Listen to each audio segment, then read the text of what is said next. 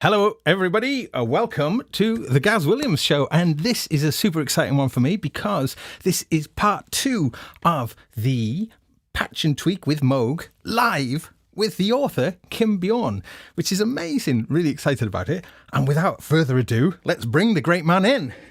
Kim, hello. Hi, Gaz. Welcome. Thanks so much for coming back. I really loved it the first time. But we did leave. We left the viewers a little bit on a cliff edge there because if you haven't seen the last episode that we did, we were looking at the Moog semi-modulars and we were kind of going through them one by one, and then we sort of ran out of time before we really brought it all together. So if we look here they are, the DFAM, the Subharmonicon, and the Mother 32. And lovely setup. It is a lovely setup. This is the book. Whoops. Whoop. Tweak it around. And I mean, it's gone over very well, this book, hasn't it? I mean, it is a lovely book. Definitely. But one of the things that's really special in this book is that there are lots of patches for you to actually try out, and that's what we're going to do tonight. We're going to do some of the more complex patches leading up to a big triple-decker patch that's going to be our kind of big show climax. It's showdown. So, yes. So what do we need to say before we go any further is, first of all, welcome, everybody, for joining live. Always massive pleasure to see, and a lot of chat going on in the chat room. If you're watching this on either Twitch, Twitter, or Facebook, I recommend going over to find this stream on YouTube, just because that's where the chat room action happens. And I think, when I'm flailing around and struggling, there's always entertaining chat to kind of to keep you interested. But that's not going to happen tonight because we have Kim to help us out. And that's one of the things that's really lovely for me is just, these, I've had the Subharmonicon for a while, but I'm still very new to the Mother 32 and the DFAM. So any tips and tricks are going to be very gladly received.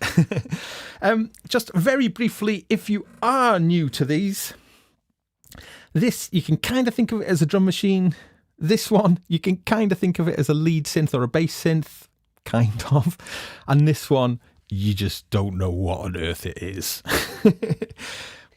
I mean, in Moog's terms, the Subharmonicon is a semi-modular analog polyrhythmic synthesizer. A polyrhythmic, to give it its nice Welsh twang there. Being a Welsh synthesizer? Sadly not. No. Can't take any claim for this. This is a North Carolinian,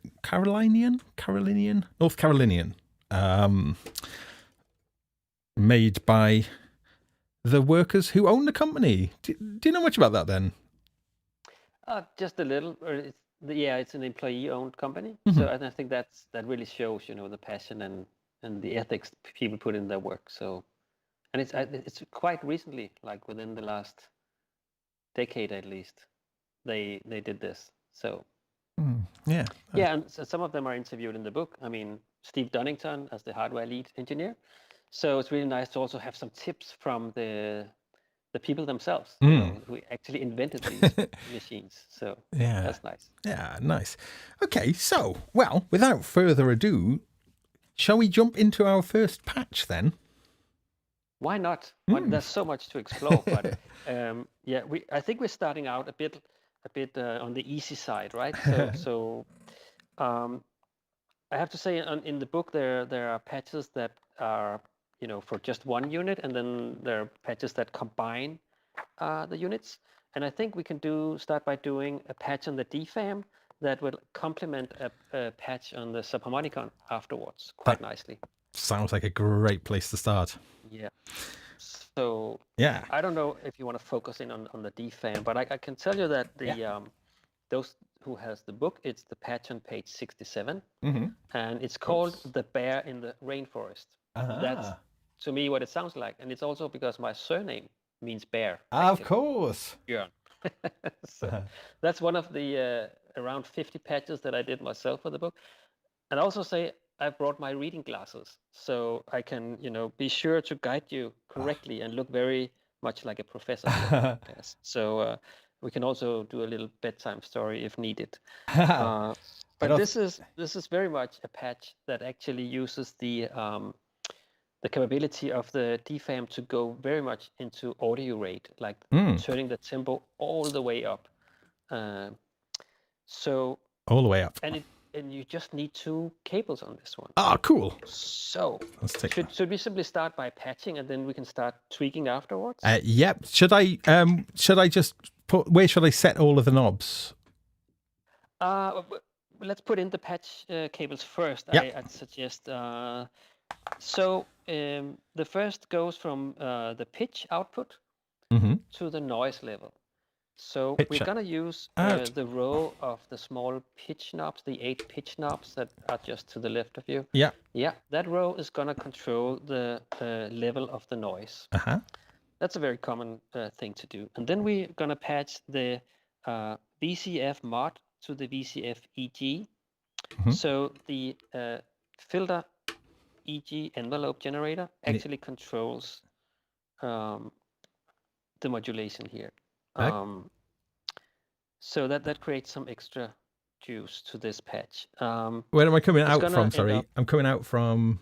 So you're coming out from the VCF EG. Oh yeah. You have to go a bit one down. Yeah. For the output. Do you have to unplug the cable? Yeah, VCF EG, and then going in from down. Yeah, we're gonna do this chess navigation. Yeah. And then 2 down and 2 to the left. To the VCF mod input. VCF. Yeah.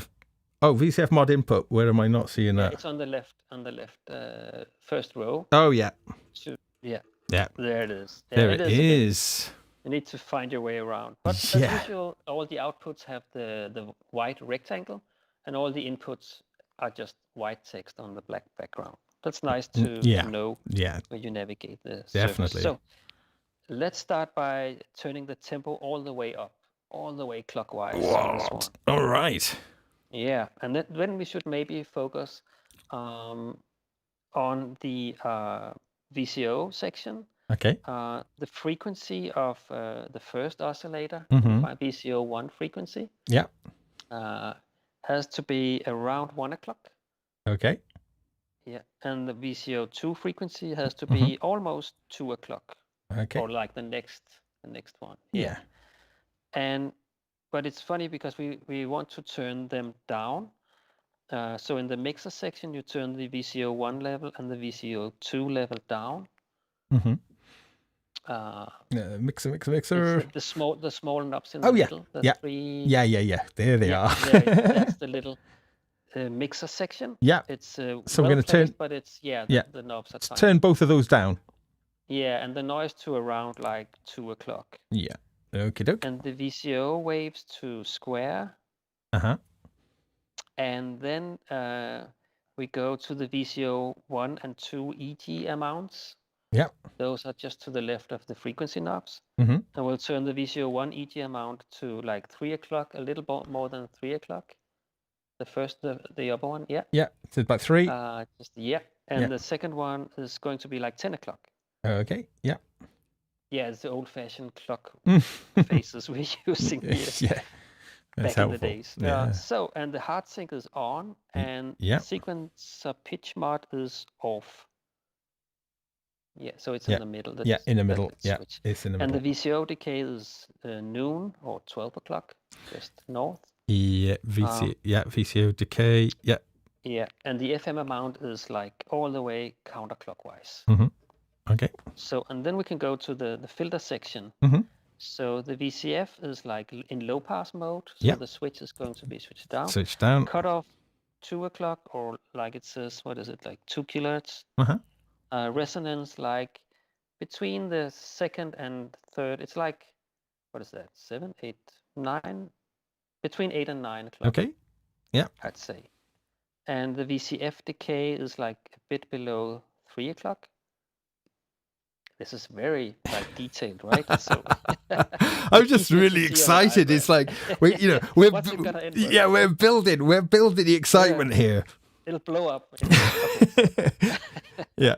The VCF EG amount is like a little to 9 o'clock. Yeah, VCF EG amount a little to 9 o'clock. Almost 9 o'clock, maybe almost, a little below. Yeah. The noise VCF mod is all the way down for now. And the VCA decay is like the second last on the right. What is that? That's 4 o'clock. 4 o'clock, yeah. 4 o'clock. Yeah. So, all right. So now we're ready to kind of set the small knobs. Yeah. The pitch row and the velocity. The pitch row and the velocity, yep. And let's start by the pitch row. Yeah. So I'll just... if you just say the clock times. Yeah. Yeah, 12 o'clock. Yeah. And the next 3 ones are full clockwise. Okay. And then you go 12 o'clock again. Yeah. Full clockwise. Yeah. 2 o'clock and 3 o'clock. Yeah. And yeah. Yeah. And the velocity row is like full clockwise. Yeah. 12 o'clock. Yeah. 3 o'clock. Yeah. Between 12 and 1. It's very detailed. Yeah. And 12 o'clock. Yeah. 3 o'clock. That's me getting back late from work, that is, the other one. Sorry, what was the last one? 3 o'clock at the end? And the last one is full clockwise. Oh, full clockwise, yeah. Yeah. Second to last one? Second to last one is 3 o'clock. 3 o'clock, yeah, okay. And you know, when you get to it, there's room for like tweaking. So you might want to turn the volume down first. I don't know how your mixer is set up. But, we'll do it that way. And then just press run stop. Yeah. Are we ready, everybody? And then see what, let's see what happens when you turn the volume up. Here we go. So remember, that tempo is maxed out. Yeah, that's like 3,000 BPM or something crazy like that. Does it say anything? Oh. I can't hear anything. I can just hear like I can hear a low rumble of something. I wonder it's always interesting to see if we've done. Is it in low pass mode? It is in low pass. Yeah. Okay. I might just back the volume back just in case. Try turn up the VCO1 level a bit. Oh yeah. Okay. No. It's always interesting because it can be such a little thing that. Yeah. Oh my God. See if the cables are all. I'm always. Maybe if you turn the tempo down, we can hear the if there is sound. I mean, just to prove sound, if I played it from another, actually, so the Subharmonicon is doing something. Yeah. This is the interesting thing. To see your settings. Yep. This is interesting. No, this is. I'm even more curious because I think one of the things. Well, I know that I was a little bit baffled about with the DFAM at first was just, how could it essentially be a drum machine when it's such seemingly a simple 2 oscillator analog synth? That's a really good question, but it's. But I mean, all the envelopes, like you have the EGs, the decay amounts you can set. Let's see, is it set? You have to turn the VCA EG down to slow. Aha, EG. That switch set to slow. That's up beside the volume knob. Oh yeah. Up on the right. Oh yeah. Aha. You go up the little switch. Oh, I'm so sorry. VCA EG. There's 2 settings. You can set it to slow and fast. The little switch on the top right beside the volume knob. Yeah. And what does it want to be? If you switch that to slow. Slow, yeah. Yeah. Try see if you can turn the tempo all the way up again. Okay. And see if something happens. And I can't see the settings on the right, really. Shall I zoom in a bit? This is interesting. Yeah. Let's see if anyone else out there has a look and see if there's something wrong here. It's always interesting. Yeah. This is also how you learn. So one of the things is kind of trying to dial in these patches. Yeah. And it's so easy to forget, one setting that can kind of kind of destroy the whole thing. That's the setting that I always tend to find as well. That's the one that destroys. Yeah. So VCO waves are both set to square. Yeah. So in terms of like, I can hear stuff. Like if maybe turn the cutoff all the way to the right and the resonance up, maybe to see if we get something. So we've got this. What sounds? We get something. Yeah. Yeah. Is it there's too much decay going on? Yeah. Should things be? No, it should actually be okay. You can also try to switch to high pass mode. The switch beside the cutoff. Gosh. Yeah. Let's turn that back down. Sorry, folks. Now we're. Yeah, actually, maybe then you have to tweak the cutoff knob a bit more to see a setting where you get the right set. Oh. And now we've also. Yeah. I'm conscious about that noise. So if you can try to turn up VCO1 level a bit. Yeah. Okay. Yeah, that's the insects. I see where we're going with this now. Yeah. So you can just tweak the cutoff and resonance until you kind of find. I back off the noise level a little bit. And try adjusting the noise VCF mark as well. That's the one second from right. Yeah. So what we're essentially doing is creating a rainforest. Yeah, and you can use again the pitch knobs are actually deciding the level of the noise. So you can also turn some of them. And tweak some of them to see if we get another flavor. But again, it's going so fast, so you can also turn the tempo a bit down to get a better feel. Oh yeah, it's a bit more keep cicadas, is that? Yeah, cicada. Yeah, I don't know what to say in English. Heather in Danish. That's like that would be like the something like that. It always requires a bit of tweaking. Yeah. I mean, it's easier when you get the feel for what you're actually doing instead of just following a recipe, and that's why there are many tips along in the book. So you kind of get into it. Because I mean, that's the thing with the DFAM, then, isn't it? It is an entirely analog machine. It's the other two have got a little bit of digital shenanigans going on, but this one is a much simpler machine, I think, isn't it? Yeah, definitely. But it's all analog. That's the really nice thing about it. You could actually maybe see if maybe you could take let's just try something here. Yeah. Now I get adventurous. Why don't we take while this is running, take the LFO from the Mother 32. And let's have fun. That's why we're here, right? So yes, why are we? Indeed. We can get some suggestions from the chat. Where should we patch the LFO from the Mother 32? Oh, yes. Yeah, you could try to do it like maybe the velocity to vary the volume. Should we take the square or the triangle? I'd suggest the triangle. Take the triangle, okay, and maybe into the velocity. Let's see how that into goes. velocity. That's like shortwave radio, isn't it now? Maybe, yeah, exactly. Then we get something completely different. You can turn up the volume maybe. We could actually also attenuate it first before we send it from the Mother 32. Let's do that. So we'll attenuate it in the Mother 32. Exactly. Yeah. And do you remember that from last time how you do that? I'm just trying to remember in this soggy brain. Let me just check. I moved the cameras. I wasn't going to move these ones, was I? Let me just. And meanwhile, I'll see if I can bring up something from the patch. Okay. In my part of the screen.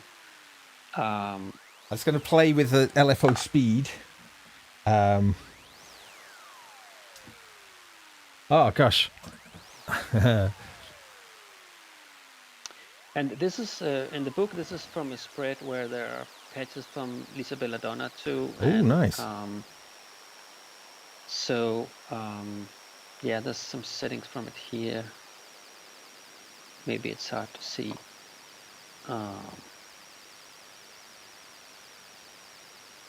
This is the patch points. Like this. So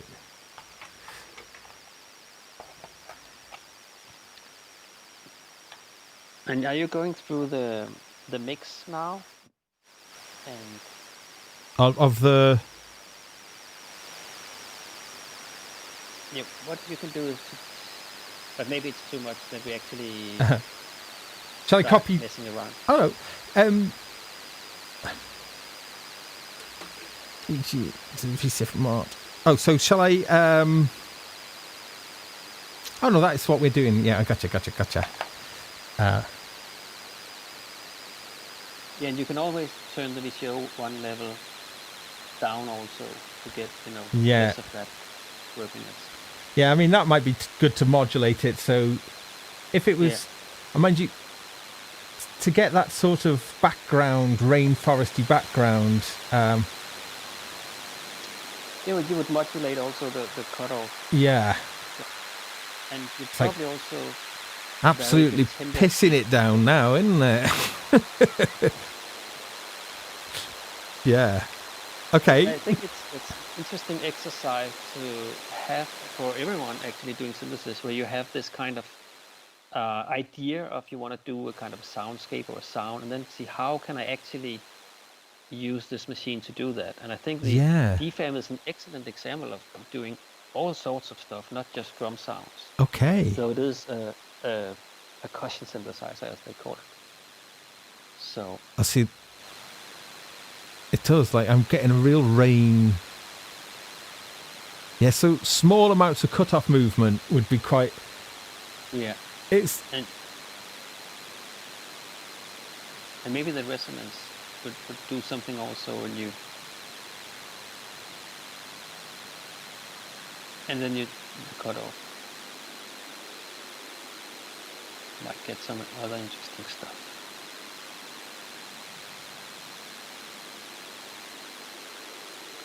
So and then again, the pitch knobs and the velocity knobs will definitely make a difference also. Oh yeah. Shall I just randomize these a bit? Yeah, let's create another. Maybe can you create Danish for us? Does it definitely rain in Denmark? Right? I've lost a bit of the rain vibe now. Now we get a helicopter or something coming into the sea. Yeah, but I think it sounds like a really small, little, irritating helicopter about to crash. But it's also in those, finding those sweet spots. And yes, I think it's a good exercise. What you're actually doing now is tweaking some of the knobs, and if that movement creates something nice, then you probably patch an LFO into the input if it has that the knob has an input.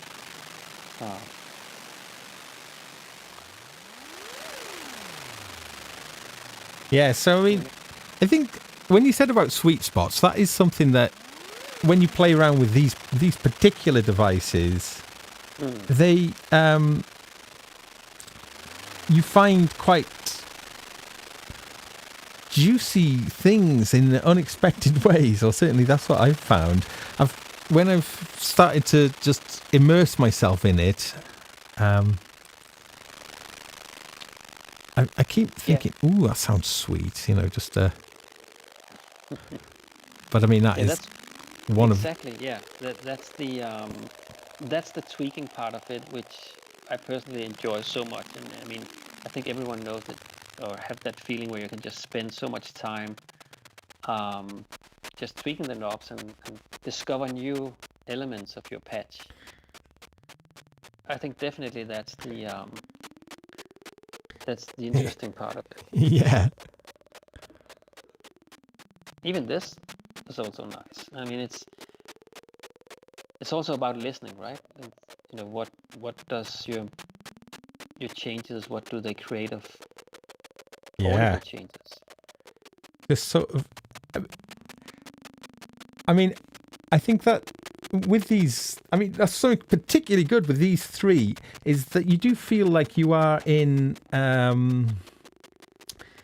very specific landscape. I mean, it's a very versatile landscape, but I get a definite flavour from them. There's this thing across all three that's an unmistakable sort of tonality. Definitely, yeah. And they each have their strengths. I mean, you talked about how to to name the Subharmonicon, and some people use it for chords, but because that's what it's good for also. But it can do so many things, and just the rhythmic outputs, if you use them in combination with the DFAM, you can really create some nice things. Sometimes, actually, I use just two of them as a controller for the third one. Because you have so many options. Yes. You could use the very low sub-frequencies as modulation sources for other stuff, like kind of LFOs. So there are many ways of cross-patching these things. Now, of course, what I've gone and done now is I've gone and spoilt the sort of rainforest ambience for the next part. Great. Let's see if I can get something back. I was quite far gone now from where it was. Is this like a bee swarm or something? Yeah. Nice. More shining sounds. Funnily enough, I was talking to a beekeeper. I was talking to a beekeeper yesterday, and I've arranged to go and record his bees. And he reckons that there's an amazing amount of different tones that you can hear.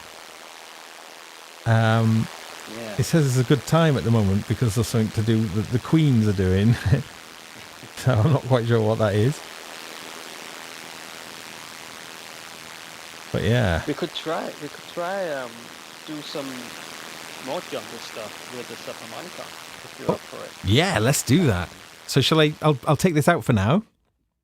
Yeah, just dial it down, and we only need 3 patch cables for the Subharmonica. Okay. I'll just again share my screen, see if I can find the one where we have that patch actually.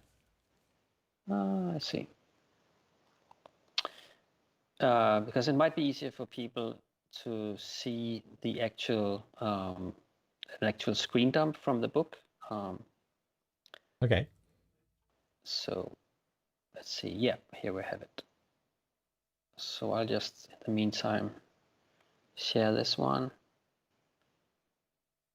Let's see if people can see it. Okay. So have you grabbed like 3 cables for this one? I have indeed. Awesome.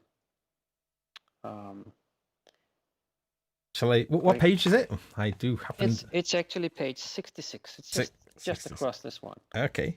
I'm just gonna see if I can slide this so I can kind of show people the actual patch points, because that might be the difficult thing. But we can start by patching again. So, can we do that? Or? Yeah, VCO. So I can see on here.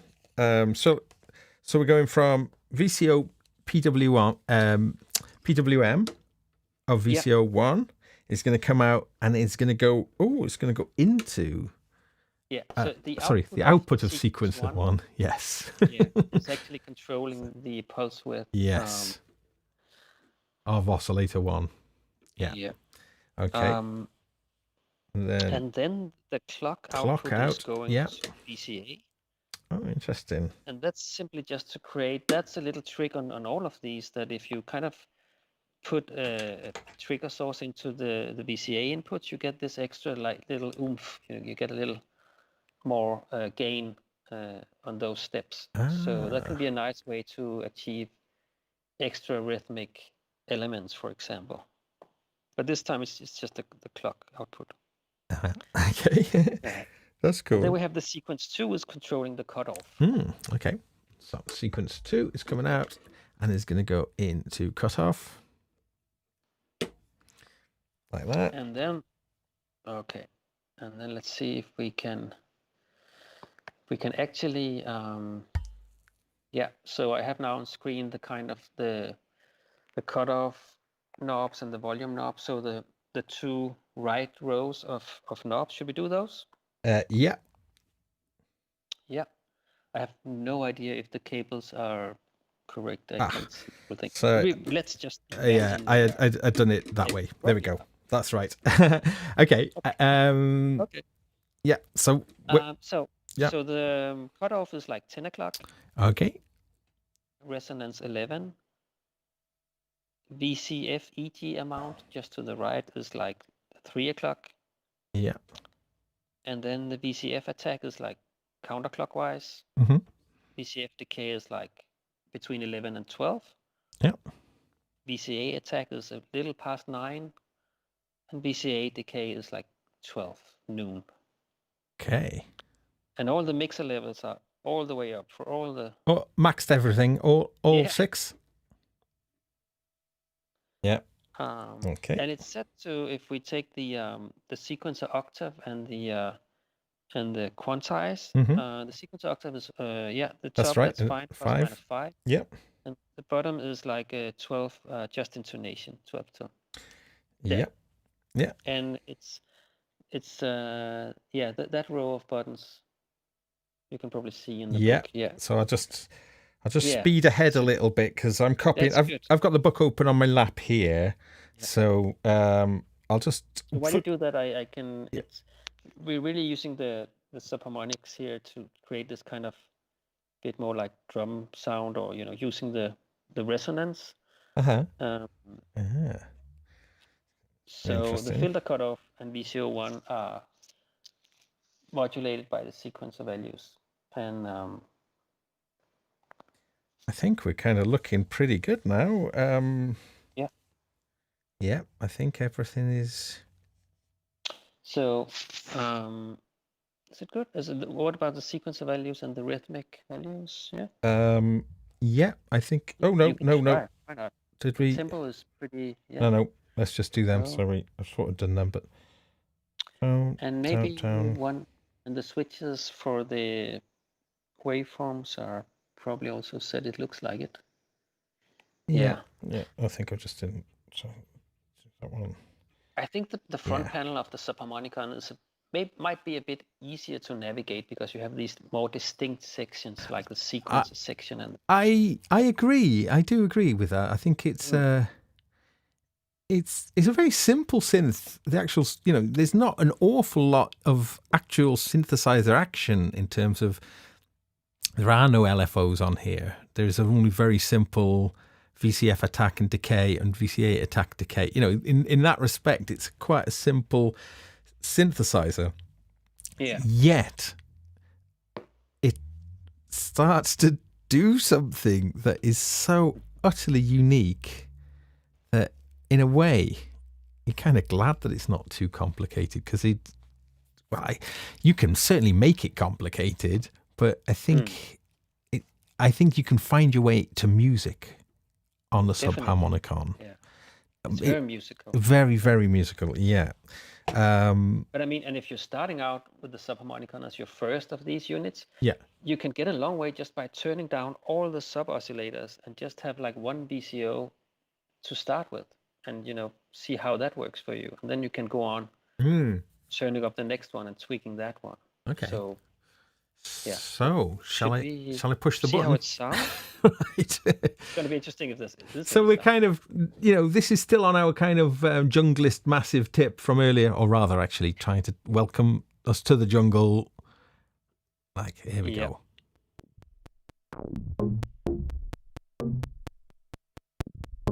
Yeah. It sounds a bit like that.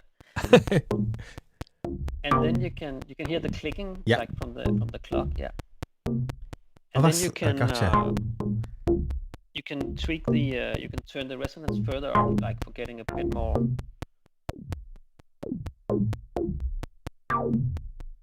Yeah, to get a bit more like. Yeah. Well, feel. This is just one example of getting a bit more out of it than just like kind of. Yeah, it's a different vibe altogether. That's an interesting one. The clock, just to giving it the kind of click and making it much more rhythmical. Oh, just set that tempo then, just nudged it. So if I bring in some of this then, some of this atmosphere then. You might want to turn the tempo a bit down, get a bit slower range. That's the swarm of beats. Or maybe just... It's a really fine balance. Yeah. Because now it sounds like a bike with these things on. Yeah.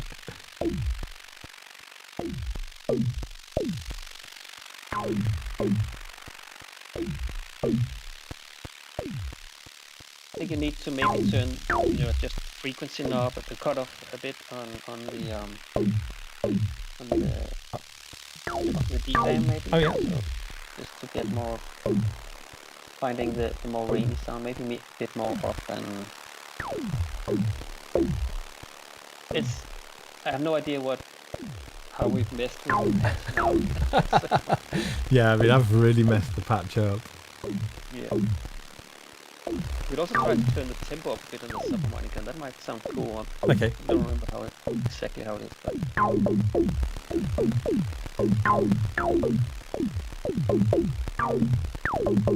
Oh, hang on.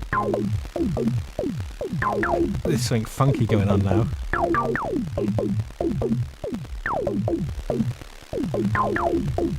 So we need someone to write a deep line. Yeah.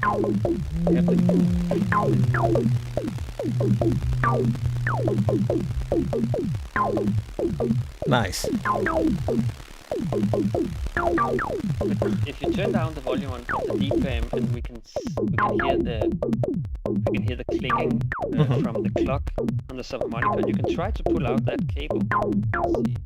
The clock. Just to see what it adds like. Yeah. So. Yeah. And one thing I found that is rather fun is actually modulating the rhythm inputs on the. What is really nice with the Subharmonicon is it has these inputs for the 4 rhythm generators, which means you can modulate their setting to one of the 16 divisions of the tempo. So that'll create automatically some nice adjustments. So where should we bring a modifier from then? It could be we could just borrow the LFO from the Mother 32, or it could be and maybe put into just whatever you feel like, one of the rhythm 1, 2, 3, or 4 there all the way across. See, instantly it messes up. Yeah. That's cool though.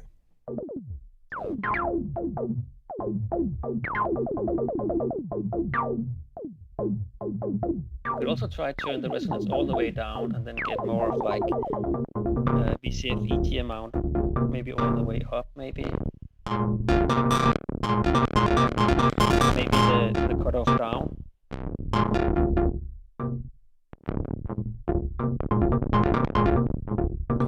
That's funny, that little. Again, if the LFO is like unattenuated, it's drastic. Yeah. It goes all the way to very slow. Yeah.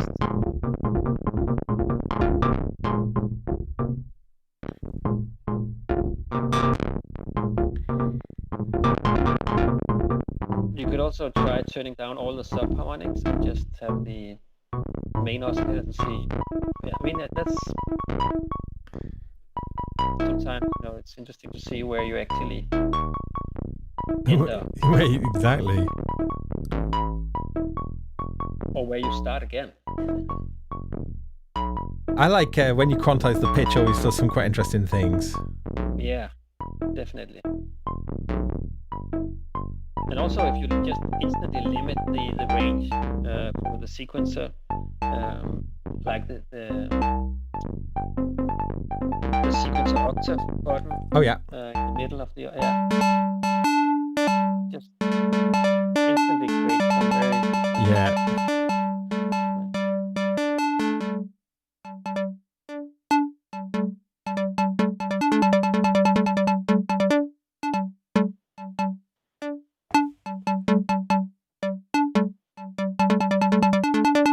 That's wicked the way that rhythm is changing, isn't it? Hmm.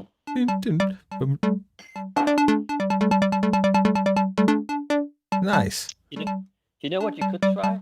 What's that? Let's be adventurous. Yes, why not? If you turn the tempo a lot down on the DFAM, Yeah.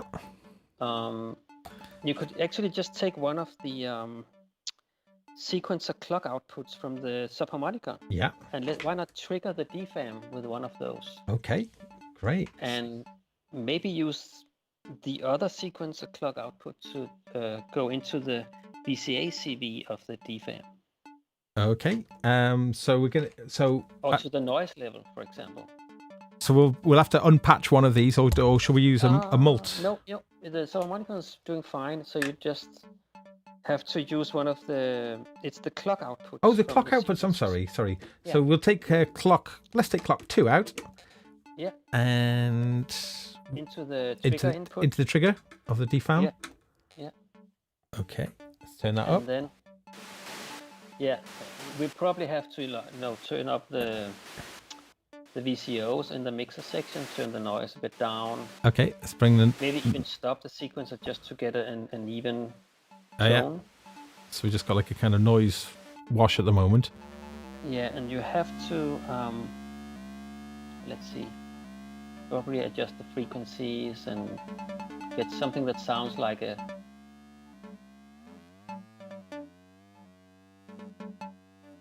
So you don't have any kind of pitch quantize or anything with this?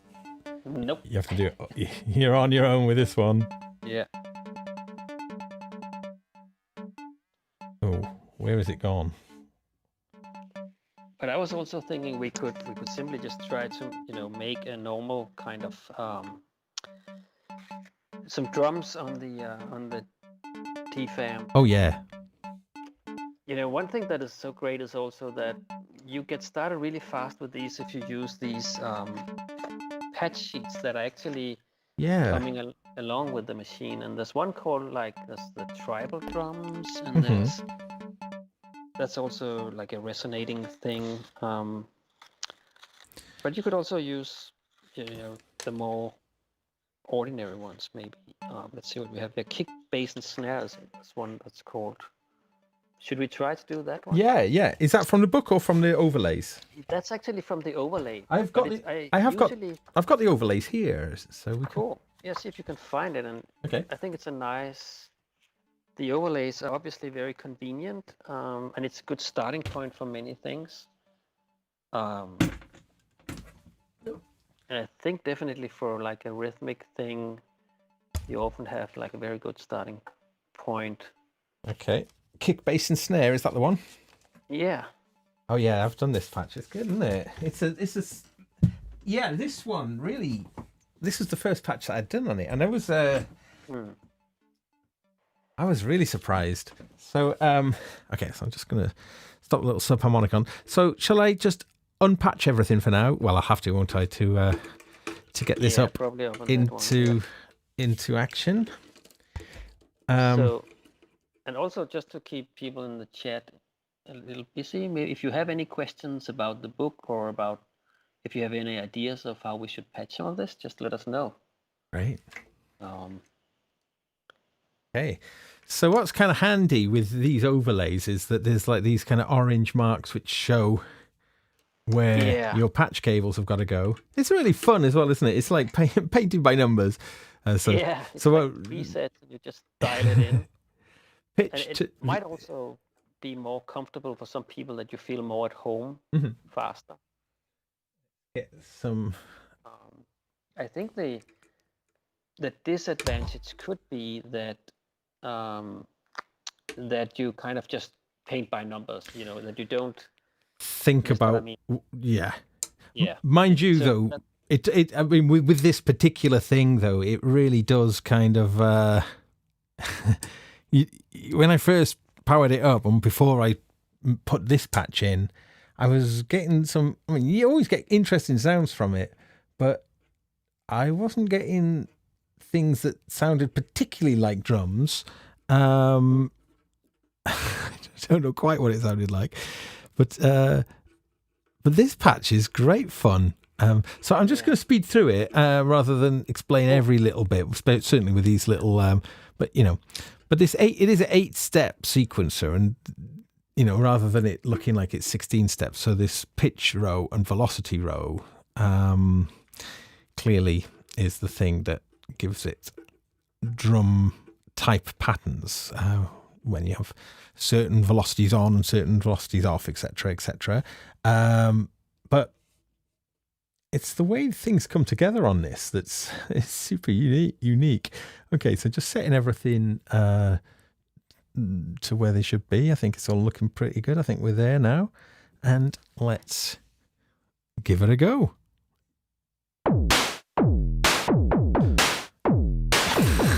and like magic, look what we got. Yeah. That sounds like a drum machine, right? It does. And it doesn't just sound like a drum machine, it sounds like an amazing drum machine. I mean, how cool is that? So, and yeah. Let's see what we could do. You could actually take the trigger output and you could patch it into the clock input of the Subharmonicon. Okay, trigger out from here and into the clock input of the Subharmonicon. Yep. Yeah. So, and press play on the Subharmonicon.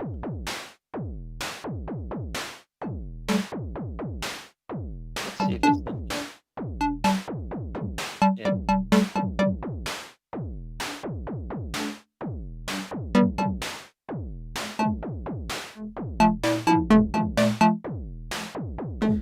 I'm just trying to find something musical in here now.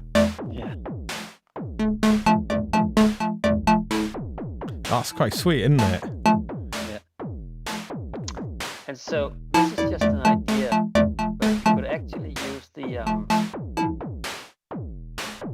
let's see. So right now let's see, I'm just looking here in my own.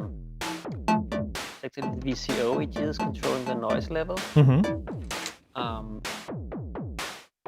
You could also try to pull that cable out just for a moment.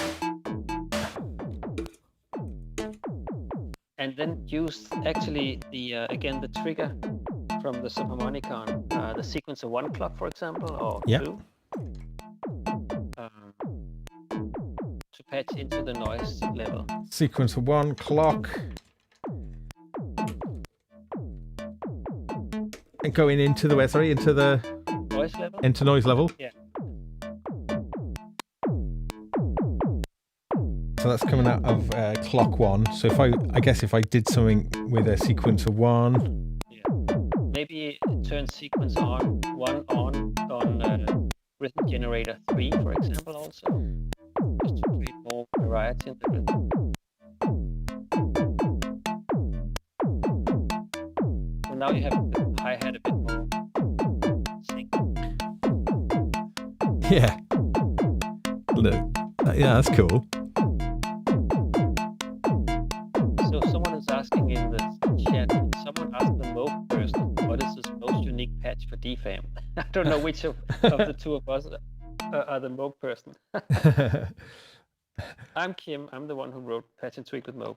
So it might be me, but I think you've probably got an explorer here. Well, yes, but I think you're probably you are the Moog person now for I'm Well, it's interesting, guess, because I really don't see myself as an expert, but I think I see myself as very curious. And that's how you learn these instruments, I think. I mean, you're already diving into unique territory with these patches. Yeah.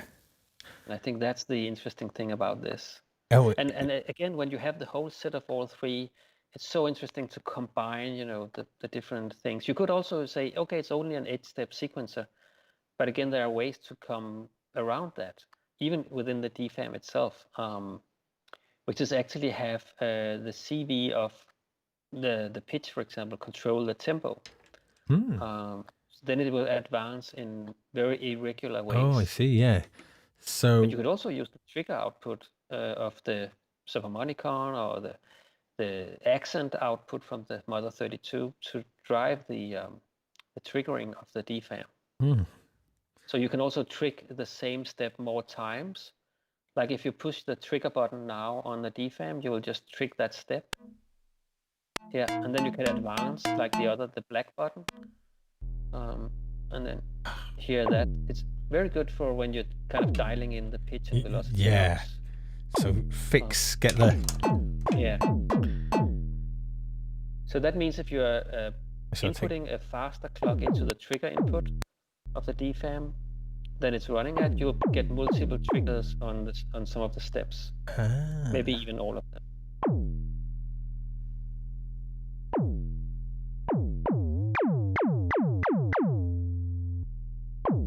Yeah, it's so cool, isn't it? It's a really nice way of... The Subharmonicon also has this kind of trigger and next.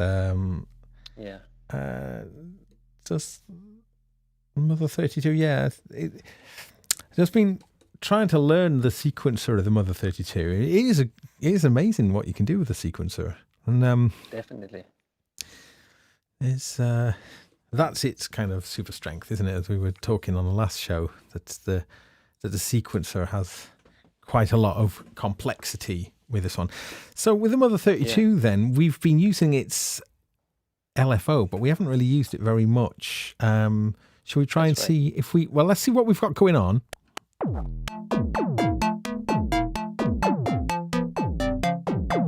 That's just going to make more of a bass line with this thing, I think. You would be the totally right person to do that. In the meantime, I'll just browse the book to see if there's something cool we could do also. Okay. Mother 32. Great. So the first thing would probably be to sync it to the other ones, right? Yeah. I've got a little one of these if we want to just duplicate the clock. Yeah, but you could also take the clock output from the Subharmonicon and go down to the Mother 32. Oh yeah, we've got it. Yeah. And then put that into the... yeah, that's the interesting thing. You would normally put it into the tempo input. Tempo. That's the lower left. Do you have a cable plugged in? Oh, sorry, something was plugged in. That's why I couldn't see it. Yeah. It was occupied already. It was. Get out. All right. So the interesting thing is now that sometimes when you have all three, you might want to use the Mother 32 as the master because you can have different clock divisions output from the assignable output. Right. The Mother 32. Yes. That's kind of the hidden treasure in the Mother 32. So that assignable output then, I mean, that's something... well, there are a number of features in the Mother 32. I was going to say that some of the features you do really need to look in the manual to find, don't you? Or look in the book. Yeah. You have to... There's this kind of the setup mode. Yes. You could actually check it out now. If you press Shift, Reset, Set End, and Step 8, those buttons all together, maybe in that sequence. Yeah. So the Shift Reset, and Set End. And so it's like the two, basically the two leftmost and two rightmost buttons. Step 8. Then you should be in the setup mode. Yeah. So, and there you have different pages. And the first page is actually probably the one people use the most, which is where you set the assignable output function of that jack. And you can actually, you could put it to like, maybe we should use it for like putting out a sequencer step ramp waveform. Yeah. Step ramp. So that's actually, if you're on page 1, you can choose now step 5. That would be like the setting for that. Yes. So it's move the light a little. Yeah, you use the keyboard and step buttons to navigate between the pages. and then you use the 1 to 8 button to choose a function within that page. So if you use the arrow, let's call them the arrow buttons. Yeah. The keyboard step to go to setup page number 3. Oh, sorry, I think I did that wrong, didn't I? So what have I done now? I'm just go to the first one, and then you can go to number 3. Yeah. There you go. Yeah. So what it's set to right now is probably number 2, which is single clock advance mode. There's different ways you can actually control the tempo on the Model 32. So you could, now it's in single clock advance mode, so each time it receives a trigger, it will advance 1 step. So that could be one way of doing it. There's also the analog clock mode, which is number 3. So that would be if you press the 3rd key, and then that's set. There's also very interesting the CV step address CV mode, where it's actually the CV input, where you can input a control voltage that'll control the sequencer, which step it addresses. That's really fun to mess with. Yeah. But this should actually work now. If you should go out of setup mode again, So and then you have to press that shift button combination again. And those two, it should work. Or you just press 1 stop maybe.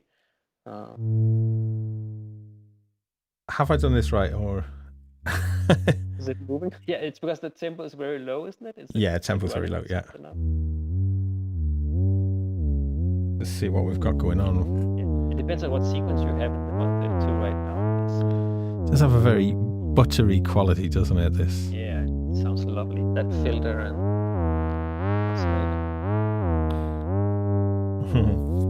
it sounds sleepy, doesn't it? It does. The glide.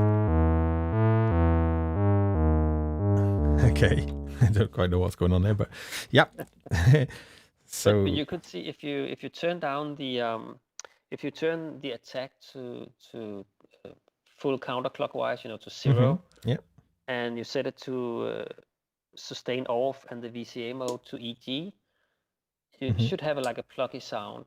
You can just press one of the notes on the keyboard, maybe.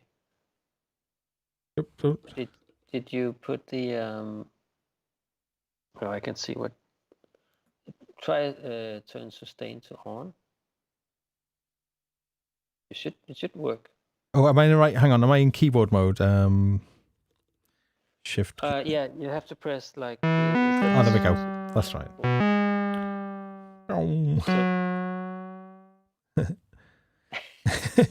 There's some VCO mod amount probably set to frequency. Yes, it is. The LFO is set to. Okay, grand. Right. Yeah. So far, so good, I guess. Yeah. So, and then you could, if you press play on the sequencer. Get my head out of the way. Should be able. Sorry. Press play on the sequencer. Yeah. Yeah. And then it should wait for. It'll be waiting then. Yeah. Yeah, for the DFAM. Oh. Or maybe you press a few more times. Try to press play on the DFAM first, maybe. Yeah. Let's see. There we go. Oh, that turned very low in the volume. Yeah.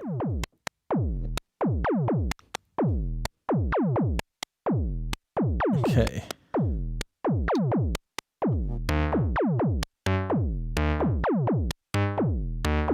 Nice. Yeah. So if you turn the tempo up on the Model 32, you should get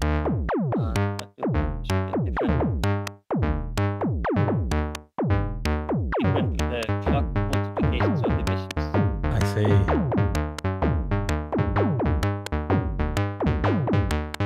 There are different ways of button combinations with the tempo up, and also that you add swing and stuff. So that's fun. Say that again. Sorry, I was. There's button combinations. Oh yeah. Together with these knobs that let you add swing, and triplets, and all sorts of nice to work with. But because it's kind of hidden, it can be difficult. You don't have that one knob per function that you otherwise get from just looking at the panel and for the other controls. So sometimes it's easy to get lost and say, oh, what did I mess up now? So my advice is always that people wait Yes. messing with that stuff. But the manual is, the book is not a manual. The book is more like inspirational and suggesting a lot of things. It's a really good book. I see that's an addition to the manual. So, yeah. So what should we do from now on, guys? You have actually mentioned something that I thought I would like to mention actually, and that I'll just grab it.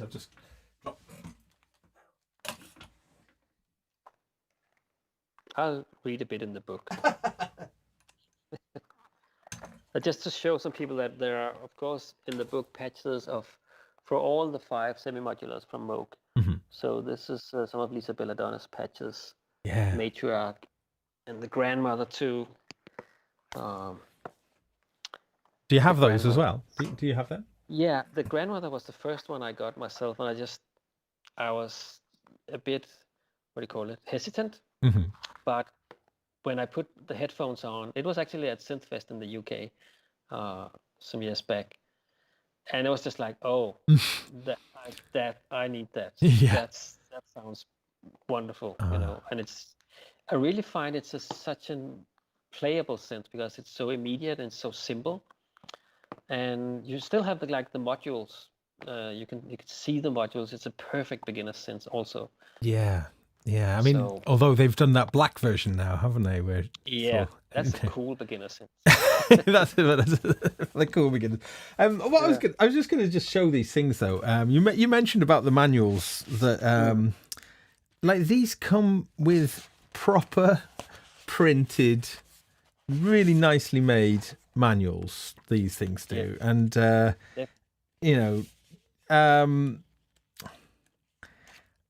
the thing it was making me think about was just how rare this is. It's virtually PDFs for everything these days. So to get those physical manuals, you have this starter thing, right? Also for the Mother 32 to get an overview. And I saw someone mentioning in the chat gave it up because too many button combinations. Yeah. And I think it's we talked about this just before the show that when you get in, if you use it enough, I mean, if you make a schedule and say, I have to use the Mother 32 once every second day or whatever, just do some patch or practice some button combination, you'll get the hang of it. I mean, it's just a matter of practice. Yes.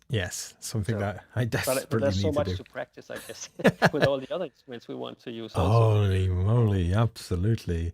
But yeah, I mean, one of the things I find quite interesting is that this particular layout where it's got the DFAM at the top, the Subharmonicon, and the Mother 32. That's that particular way it's organized is the way that Moog suggests you would do it. It sort of makes sense, I guess, with the keyboard buttons. Do they suggest that? Interesting. Yes, they do, because it's there is an insert that comes when you get the frame, and in the frame, that's how it's laid out, and it just it seems to make sense. But I was just kind of curious if anyone has got these three and has them arranged in a different way. Not that it matters. Yeah, that'd be interesting to particularly, hear. Yeah. It's funny because I didn't know that, Gas, and I just put them that way intuitively. Yeah, so I think, I think it seems to make sense. The keyboard on the Mother 32 is nice to have on the bottom. I use it often live, just playing those buttons. Little squidgy buttons.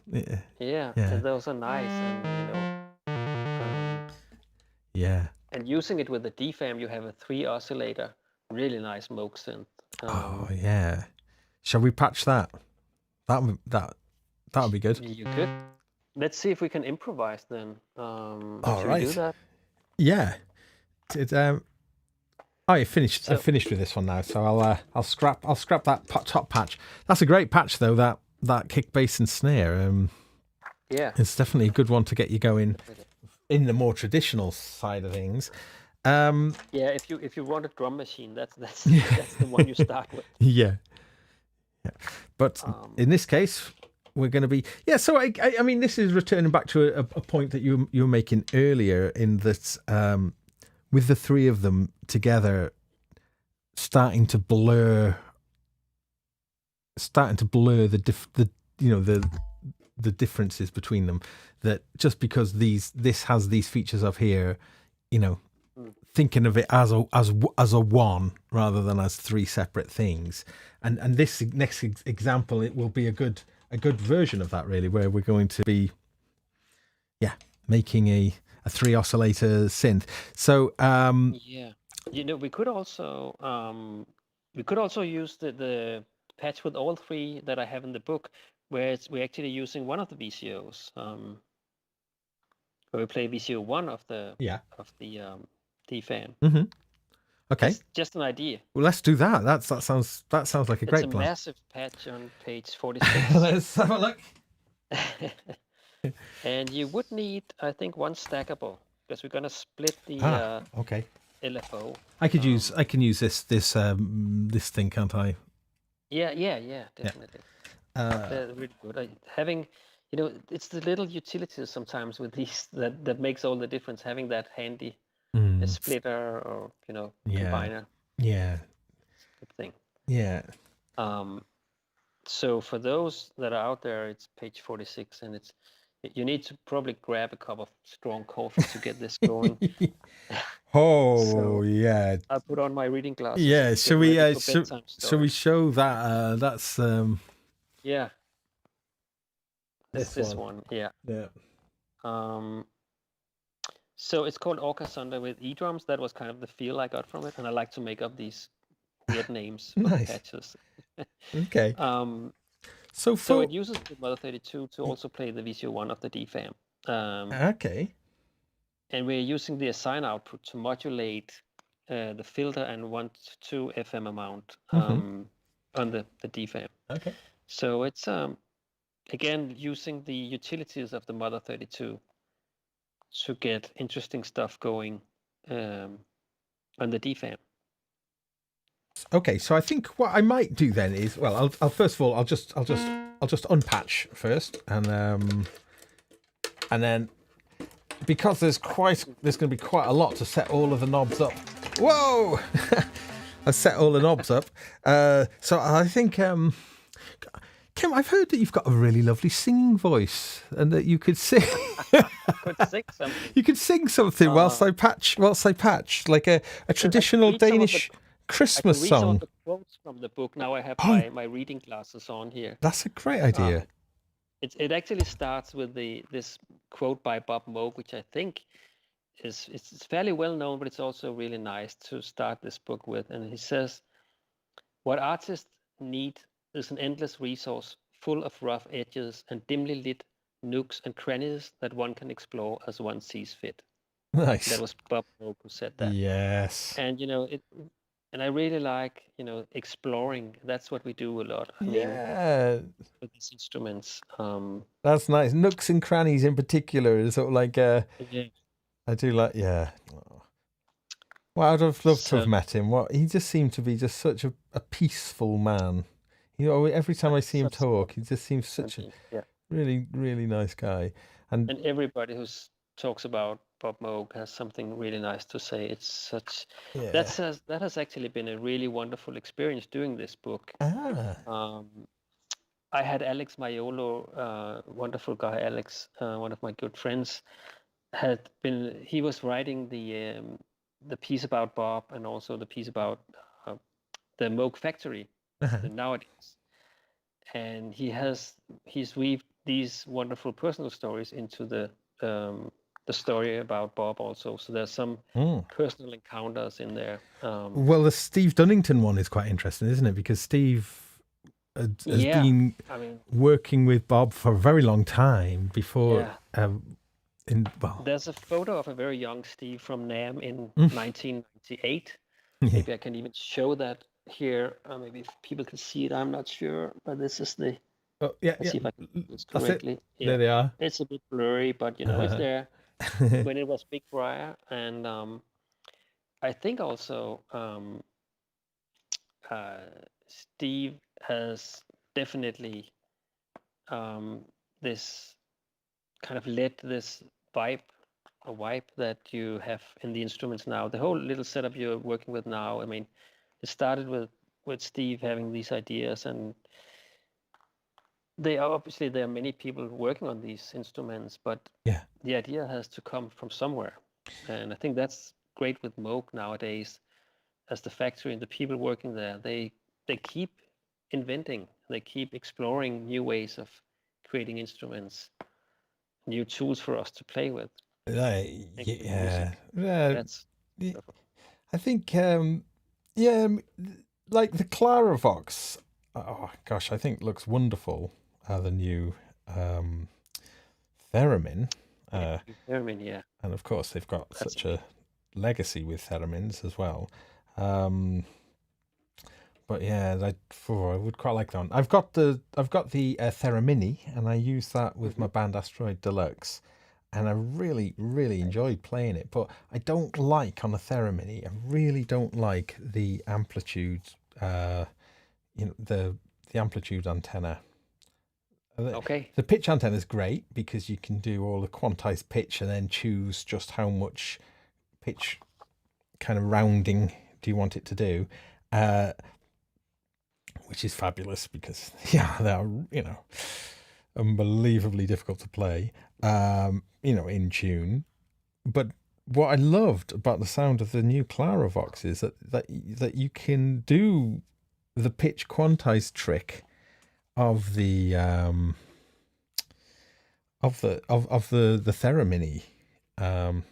So I think that's really like a really interesting instrument because it's got the tone, and I'm hoping that it would have a snappy response.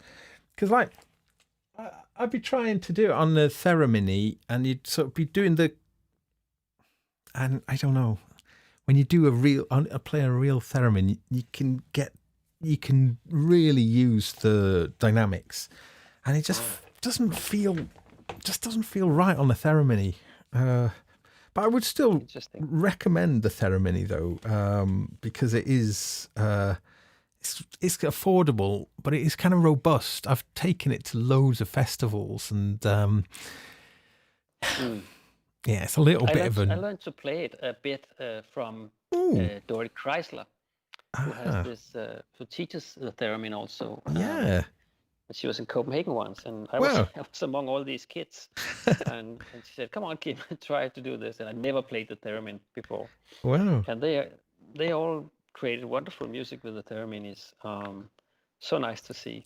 And this magical thing where you wave your hands and sounds come out. Well, I mean, this is the thing. I'd be doing gigs with my Theramini, and people would be coming up going, "Oh, I can't believe it. It's like the future." And you go, "Yeah, this is one of the oldest electronic instruments in existence." Yeah. It's like the 100th year anniversary this year. Right? Yes, so that's in part the thing with the Clarivox, isn't it? Is to acknowledge that the centenary. Wow. Yeah. I've been thinking about getting the Doepfer has made this theremin module for the Eurorack system, where it has an antenna and pitch outputs and scaling output, and then a gate output. That'll be nice to have, like in a little skiff, maybe with some touch plates and stuff. Maybe even 2, so you could do more stuff. Or 3. I mean, you used the joystick in one of your previous live sessions. Yeah, and you enjoyed it, right? I am. I've been using it a lot more, and it's great. I've been doing some stuff with the Expressive E Touche. I've made a video that will be live shortly about using Touche with the modular stuff, and one of the things that is they're quite similar, the joystick and the Touche, in that you've got 4 dimensions you can move within, and 4 It's like a directions flat rather. joystick. Yeah. You can kind of shake it in another way. I guess you have your hands more on it, so Yeah. you hold hands. Yeah. So it's Well, maybe that's if you had one on each foot. yeah. Oh, I've used the I have used the touche with my feet, but Yeah. I have, yeah. But the way I've found to do it is you have to put your foot on something that takes the weight, and then you just use the ball of your foot on it, and I think it's really good. I think it's got real great quality to. And I mean, yeah, when did it first come out? It's quite a long time now, because it's in Push Turn Move, my first book, and it Yeah. was quite inventive at the time. That was in 2017. Yeah, it would 3 have years been. ago. That would have been pretty close to the sort of the time it came out, I think.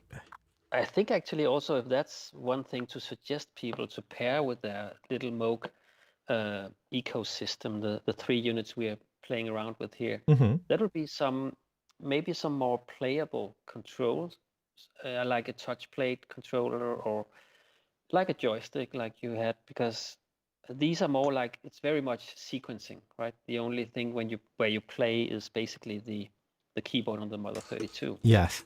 So having something where you can control more elements at the same time, like even the new Make Noise, the O control or zero control, That looks fun. or a Verbus, the mini horse from Verbus maybe. Stuff like that and that's where I actually like combining the grandmother or the matrix, because you have the keyboard and you have, the modulation wheel, and you have more modulation outputs also. Yeah. And you have attenuators also. So it's a really good hub for modular. Yeah. Yeah. Yeah. I mean, when you start putting the DFAM rhythmical stuff into the stereo delay of the matriarch, it's just like you feel like you won't need any more else in this world.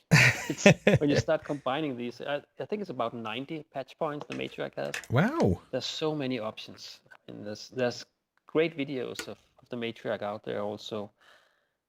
And obviously it takes up a lot of space, but you actually, if you compare it to Eurorack, you get a lot of stuff also in these units for your money. I think we talked about this in the last session. Yeah. Like you filter envelopes, the sequencer, the oscillator. Mylar Melodies he put together I think it was in a tweet, but how many modules you'd have to put together to achieve what the Subharmonicon does, and it was really quite complex, and a lot of things were needed.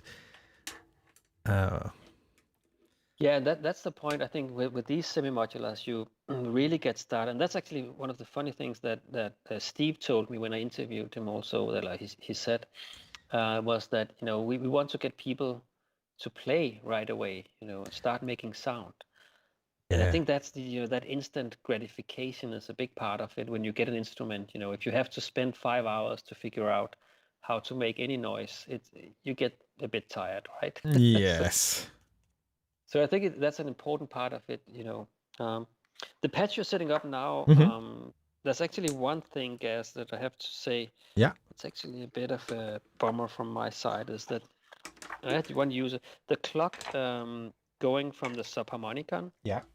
It should actually be the clock output going to the clock input on the Mother 32. It's actually obvious when you think about it. You can't have an input to an input. Oh, right. That's simply a graphic design mistake. Oh, right. Yeah, I see it now. Patch points too. So the clock out of Subharmonicon is Yeah. Okay. So always be suspicious when you follow recipes. I actually follow a lot of recipes when I do cooking. When I cook, which I not do very often, but when I do, I really need a recipe. And I think that's because when you don't do it much, you need a recipe. So when you get used to it, a bit, a pinch of salt and all that. Yes. You get the flavor of it, right? Yes. So And it's the same with patching, right? So kind of when you get into it, you know what you intuitively what you want and where you want to go. Um, so this it's is it's interesting because I talked yesterday with one of the artists live on Instagram, Drum and Lace from the book, and she combines these instruments, the Mother 32 and the DFAM, with like string ensembles, acoustic instruments, and they actually blend really well. You know, the sound of analog with these acoustic instruments. Comes a really nice contrast, but also not so much contrast. It kind of blends in a really nice way, I think. I was really amazed by listening to that, to those electronic sounds weaving in and out, and they seem so organic still. Yeah. I think that's the quality of analog instruments. Yeah, I mean, it's a funny term to use, organic, in something that's made out of inorganic material, but it does feel entirely appropriate. Yeah, as a description. It's interesting to see if people in the chat are more into digital or analog. It's usually people have an opinion, strong opinion on this matter. Feels like we've kind of moved on though, doesn't it? Generally, it feels like, but for years and years and years, there just was so little choice if you wanted to go analog, and it was typically very expensive. Now we've talked on Sonic State a lot about this, and with you can kind of see how the little Korg Monotron was an enormously transformative product in terms of the market and what has happened since. Probably about 11 years ago, 12 years ago, did it come out? Something like that, but just the idea you could have this tiny little synthesizer that was a real analog synth, and you could crank the LFO up and do things with the filter and the resonance that made that really joyful, non-computery, no quantization or anything, just real pure, putting that like voltage control into people's hands for like £30 bucks or whatever. It wasn't much. And obviously this is Tatsuo Takahashi from Korg, and then went on to the Volkers. And the Volkers, of course, are, I know often maligned for various reasons, but again, transformatory products, really, with a little bit of democratizing. Yes. The whole market. Yeah, but the market now in 10 years is unrecognizable. I mean, in terms of the choice and the value for money, and just the innovation as well. I think this year one of the strongest products that's come out, I think, is there's a few that going way off topic here, but I think the Typhon from Dreadbox, that's the collaboration with Sine Vibes. Or not Cine Vibes, as I used to call them, Sine Vibes. Sine Vibes, is one of those kind of things that feels like it's really of the moment. Really, really cool little product. The Polyend Tracker as well, I think, is a really interesting product from a design point of view. Can I say something, Gas? Yeah, of course. With the Polyend Tracker, because I wrote about trackers in Push Turn Move in 2017, and there were only software trackers, and they came from another point, and it took some years for them to do this, but it's amazing. I think it's a really nice, and it's at the price point. Yeah, that's a good thing. Yeah, it feels good under the fingers. It's clicky and responsive, and which. Yeah. Again, you'd have to put some serious time in to get that muscle memory and that sort of speed with it, but it certainly feels like it could keep up with you. And I think we're going to do something, I think, on Sonic with. Perhaps I shouldn't have said that, but at some point we've been talking about that. But I think you're probably going to mention also the Hydra synth. Fabulous! I mean the thing, the Hydra synth, that really excited me about the Hydra synth is, a polyphonic aftertouch. Mm. And I've been really cross that polyphonic aftertouch has been sidelined. I mean, because in the 1980s, the things like the Ensoniq, was it the SQ1 or the ESQ? I get mixed up though. You could pick these up for really cheap, certainly in the late 90s. Yeah. But they had polyphonic aftertouch on them, and it just makes everything that you play with, and you're playing with polyphonic aftertouch, feel that much more alive. And I've just been really curious is it really that much more expensive to implement? It just seemed really... Apparently not, then. It seemed really strange that they just avoided it. I think maybe that Fatar just didn't make one, perhaps, and everyone was just chucking Fatar keybeds in. Yeah. I don't know, that really baffled me. So when the Hydrasynth came out with that, I mean, there's a whole bunch of things. In fact, actually, I've got a question for you about it. The layout is possibly the best layout I've ever seen in terms of programming, with a complex, many. I totally agree. Yeah. I totally agree. You press, this is the module I want to adjust, and I go there, and you have the encoders, which are like 360 encoders, and you have the visual feedback, and you have the screen. It is one of the best interfaces I've seen. So I totally agree. Great, yeah. Definitely. And there's some heritage there, isn't there? I mean, with Glenn Darcy and Daniel Troberg, they've really kind of, as a launch product, I think, very impressive. As is, I think, the Udo Super 6. Have you had hands on that one? No, not hands on. Just seen it on. Need the that more than probably anything that I can think of in recent years. Really needs the hands on to really feel the quality of all the components and the travel in the faders, and just the general build quality of it is terrific. It feels like a premium instrument. It really does. And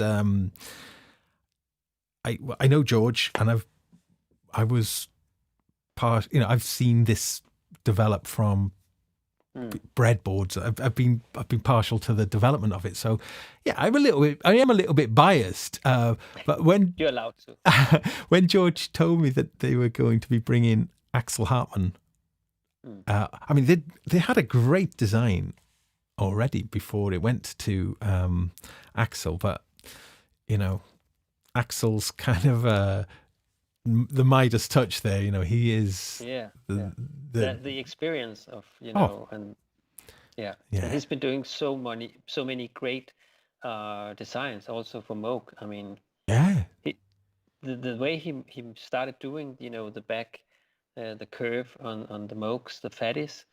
Well, he had the booth besides the Moog booth at a NAMM show, I think it was. He told me. And they met and talked about it, and it just went from there. It's interesting. Right? Lovely. I mean, but the greatest hits of that man. I call him the Beatles of synth designers. Because his hits are just definitely. But I think bringing him into the design of the Super 6, I think was a very, very smart move, because I think it just. It just helped make George's kind of vision a real, fully realized thing. I haven't watched Nick's review of it yet, Nick Bat on Sonic. I haven't either. Well, that's something but I think we're looking forward to. Like that, when you bring other people to your product or to your process, whether it's a producer or whatever, that it just usually makes things better when you get a pair of fresh eyes and some experience from other areas into it. I mean, I haven't done any of my books all by myself, because that wouldn't be the same, and they wouldn't be as good as they are without the help of many lovely people and all the Kickstarter backers. And I think that's the beauty of the whole music community as I see it, that the togetherness is a really nice thing when 100%. It works. It is. And I think there's a like-mindedness, I think, people who are interested in sort of sonic explorations typically have to have a certain amount of brain power. I mean, I'm probably on the. I think I only have just got just enough brain power, just enough. So I reckon I'm at the bottom threshold of like IQ to be able to operate these things. But I think what I was meaning there though is that I think that there is a certain like-mindedness. So when people do meet and at events like Super Booth, everyone feels so excited to be together. And I mean, this next Super Booth is going to be interesting, this more sort of socially distanced one. And hopefully it will still go ahead. It seems to be. There seems to be, confidence. But anyway, that was a little digression. Now, straight off topic here. Or yeah. I think... Well, you probably you've prepared something. Here's something that. Whoops, wrong button. Oh, wrong one. Let me get the right button. Let's go for this one. Right. So, let's just. Oh, what page was it again? I shut the book. It was like page 46. 46. So I was just thinking about sharing the. If I could share the some of the patch on the screen. So it's one of these. Patches that I have like all of the 3 units. So I'm just going to count 1, 2, 3, 4, 5, 6. Yeah, there's one more that I haven't. Yes, clock. Oh no, that's right. God. It's good. It is really good the way it's yes, there we go. Cut off to VCA mix. There we go. I think it was just one that I'd missed there. Okay. Right. Okay. It's the great reveal now. Yeah, I hope it works. Just catching up in the chat room there. Did I interview Axel for Sonic State? Yes, I did. There's a really nice, about 45-minute long interview from Super Booth last year that I made with Axel. And he was great. It was really good. One of the things I think my takeaway from that was how much he is a performing musician himself. And he loves gigging. He absolutely loves to gig. So I thought that was quite interesting, that he is, and a regular did he tell performer. You that he doesn't really play the synth he designed. He was playing notes, I think. The note keyboard and some other stuff because he gets so tired of them somehow. I think that's so funny. Yeah. But also, he said one really nice thing. I think also in the interview I did with him for Push Turn Move, where we show some of his work. And he said that the beauty about a hardware synth, is that though you turn it off, it's still there. It's still there to remind you to make music or think about music. Yes, and that's very different from a computer, right? So that is. I mean, do you know the thing about? I'm sure this is something from design, because you are a professor of design. Is that right? Or yeah, former professor. I'm not teaching anymore, so I'm doing books now. That's all my time is with these things. God, I still can't understand how you find the time to make these amazing books. But the thing about a chair isn't a passive object. A chair is projecting. I'm here to be used. Sit on me. I'm attractive. Look how much you want to sit on me. It's sort of it's not just that's like architects. Like all proper architects have to have a good chair in their design portfolio. That's like a staple. Yeah. But this idea that an object isn't like passive, and this kind of comes to the synthesizers then that are kind of just going, don't walk past me. I demand attention. Come and play with me. I'm here. Yeah, tweak my knobs. Tweak my knobs. Yeah, press those buttons. They light up. Yeah.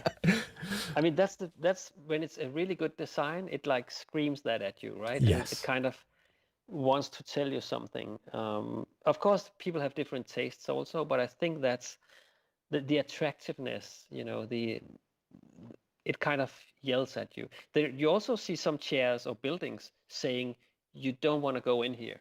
Don't sit on me. Yeah. But that's like a statement some designers like to play around with also. Oh, interesting. I think it's the same with, it's interesting because I actually talked with a design magazine earlier today. I did an interview with them, and they were like, why is this, the whole Moog thing, putting a black and white keys on a synthesizer, and instantly you get the attraction from musicians. Oh, I can play this. Yes.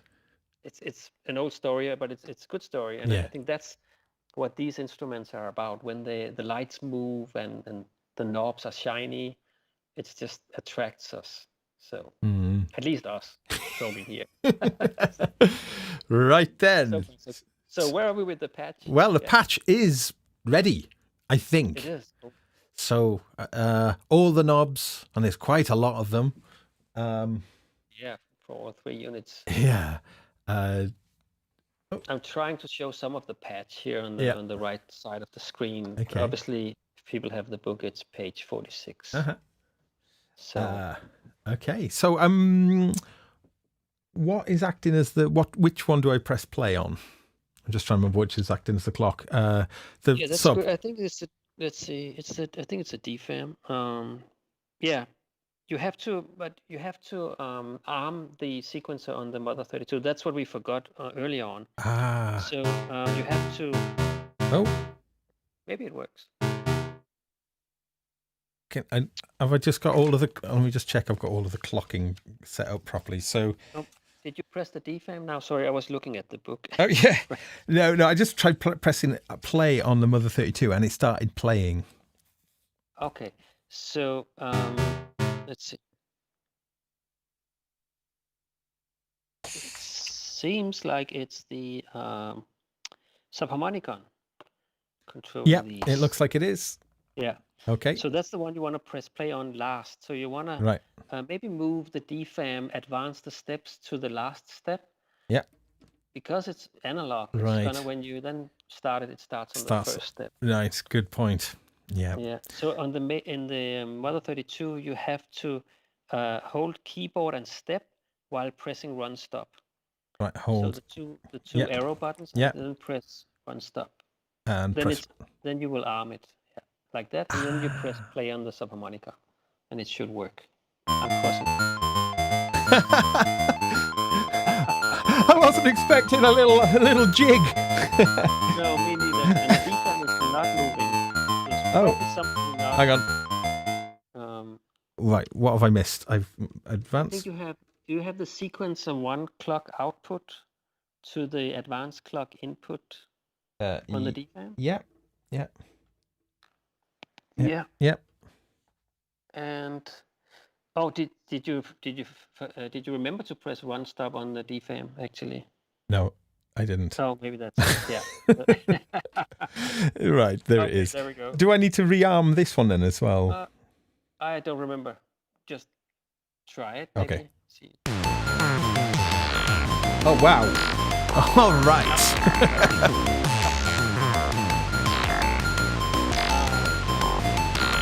Does this sound anything wrong? It's different. Let's just put it that way. I think.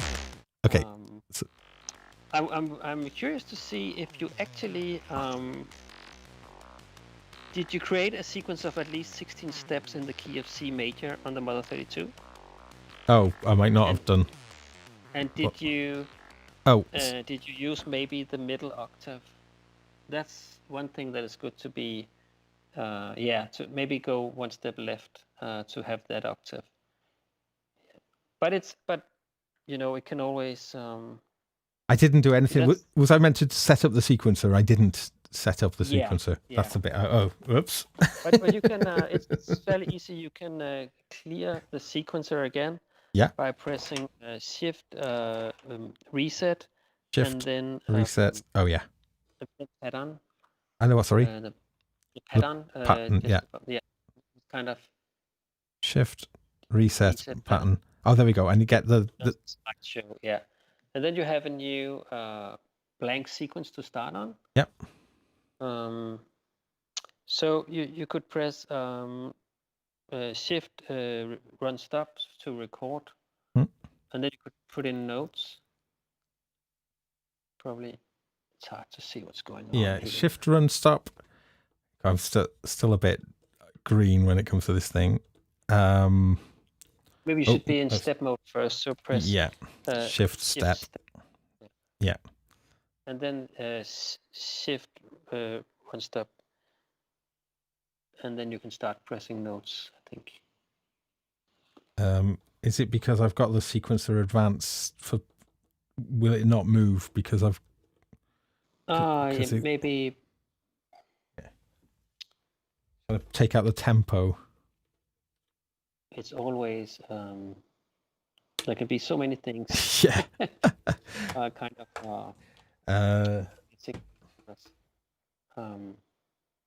It also, I think we tried that last time, having the different directions of the Mother 32 sequencer. That was one thing. They can run forward and backwards and ping pong. Yeah. So there's our. Okay. So yes, that's at least a blank sequence. Yes. So we'll go Shift run to. This is me not knowing it well enough. I'm not sure where you are now. I was just trying to put in a sequence. I mean, it's not the most intuitive sequencer. There's a few because of the combos of things, but okay. Yep. Okay, sorry, maybe I've also said something wrong. But if you press Shift and record first, you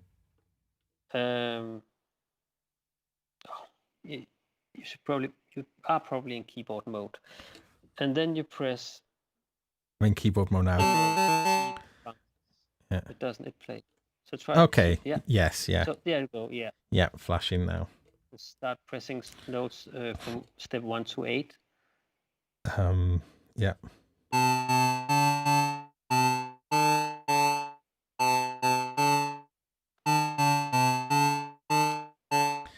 There we go. So we got a.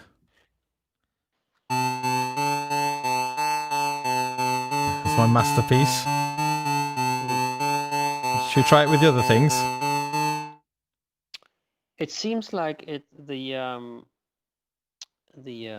VCO of the DFAM, is it following along with the voice of the Mother 32? Because the keyboard output, KB output, should go into the VCO1 CV. Yeah. Into. Oh. Have I got that? I'm sorry. Tell me which module I've. It's you have to move that. No, it seems it's the black cable. It should be okay. Yeah. So that's in the right place now. I go Shift and no. How do I arm the playback of the two arrow buttons and then the Shift. Yeah. Right. And then play on the Subharmonicon. Yeah, that's all right now. Oh. Nothing. There's always knobs to. Oh, it seems you're still in record input mode in the Mother 32. Oh yeah, I think yeah. So I've got to go. Yeah, so they have increased the functionality on the Mother 32, haven't they? With some updates. Yeah, there was an update with some more functionalities, which is great, but it's always when you add more functionalities, you complicate the interface a bit. Yes. Or maybe not complicate, but compromise maybe because the buttons may not be there. Yeah. Or so you have to press different combinations to get to it. It's like that now with the not Minotaur. What's it? Yeah, Minotaur, is it? The little one, the little synth. Yeah, but that got a graphical, like a software interface, as I remember, right? So yeah, they've put loads of stuff into that now. So I've got to come out maybe of. Try to press run stop. Yeah. On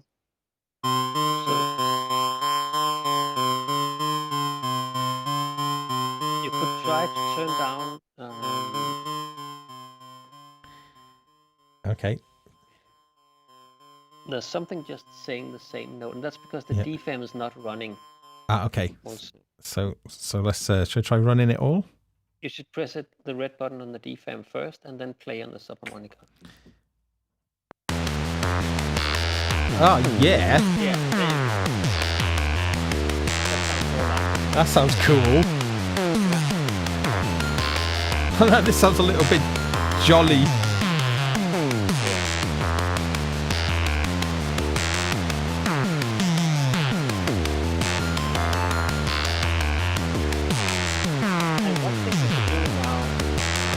Wow. Say that again, sorry. Sorry, that's just like the one thing I enjoy doing with the Model 32 is when the sequence is playing, just messing up the sequence. You know, and you can always go back, but it's simply like going into pendulum mode or random mode. I think I've just got to take out this horrible. That isn't the melody that I programmed. It sounds like it's very high. Let me just so I'm gonna go to wipe. I'm just gonna wipe that again. So I'm gonna go Shift, Reset, pattern, and it does this little whoop. Right. So and now to go into the step mode. Oh no, I'm in keyboard mode. No, I'm not. Shift keyboard. Shift record. Oh, I'm moving. Yeah, Shift record. And I'll maybe just change the octave before you input the notes. Yes. Push, Yes. Should we go low? Yeah. Yeah. Why not? Hang on, I'm triggering. Oh, it's actually the DFAM that has the high-pitched voice. So that's simply just adjust that frequency to match the Model 32. So to tune them. Oh, the frequency on the pitch. So now the Model 32 is way too low. Yeah. Probably. It is. Or I'm not sure what we're hearing now. Well, I'm not sure because I've got the volume down on. Oh, have we got the volume? Have I routed? So I've got the volume down on the top two.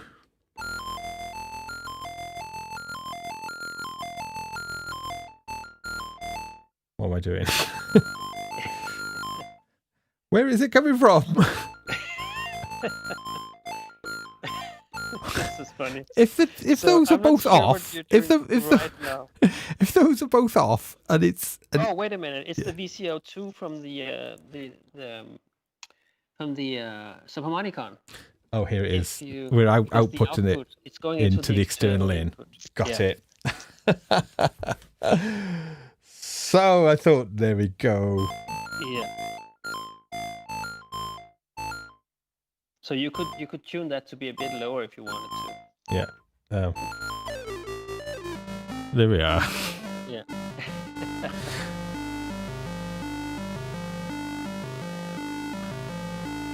Okay. Feel a bit happier now. Yeah. Make the music sadder, make me feel happier. Okay, so let's try that again. Sounds more like an Orca Sunday with E-drums. Let's see what happens now. Whoa, what's happening here? You have to press play on the DFAM. Yes. You pressed it, but it stopped it. So start.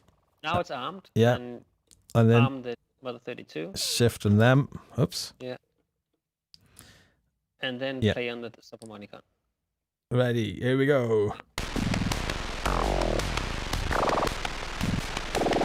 Whoa. I got this propped up because of the angle of it. Let's just prop it back up.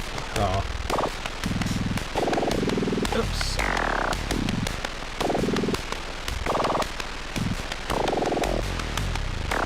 You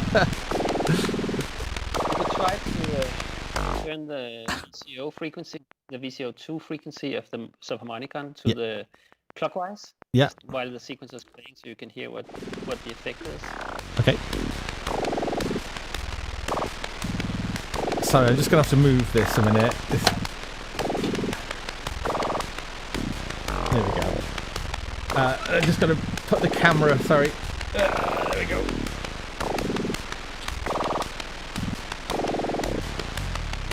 Yeah.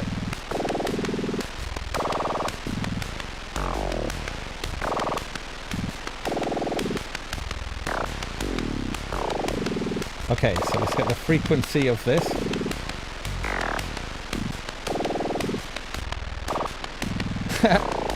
People are I like it. You could try actually lowering the decay on the DFAM. What is the VCF decay set to?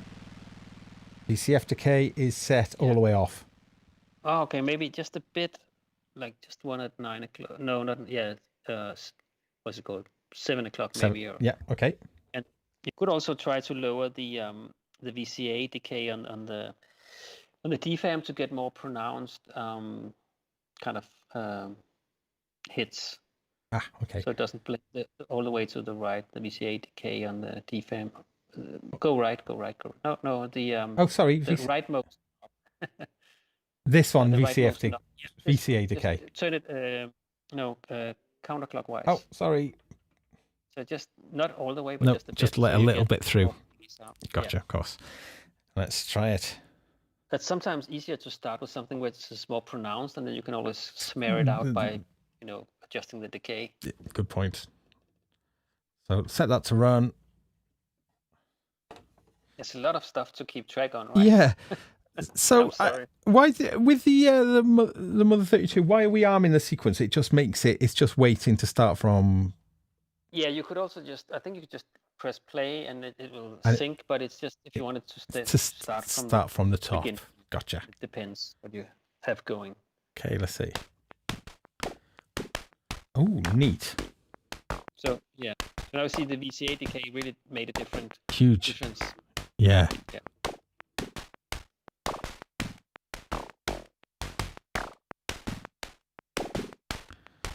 Kind of lost us.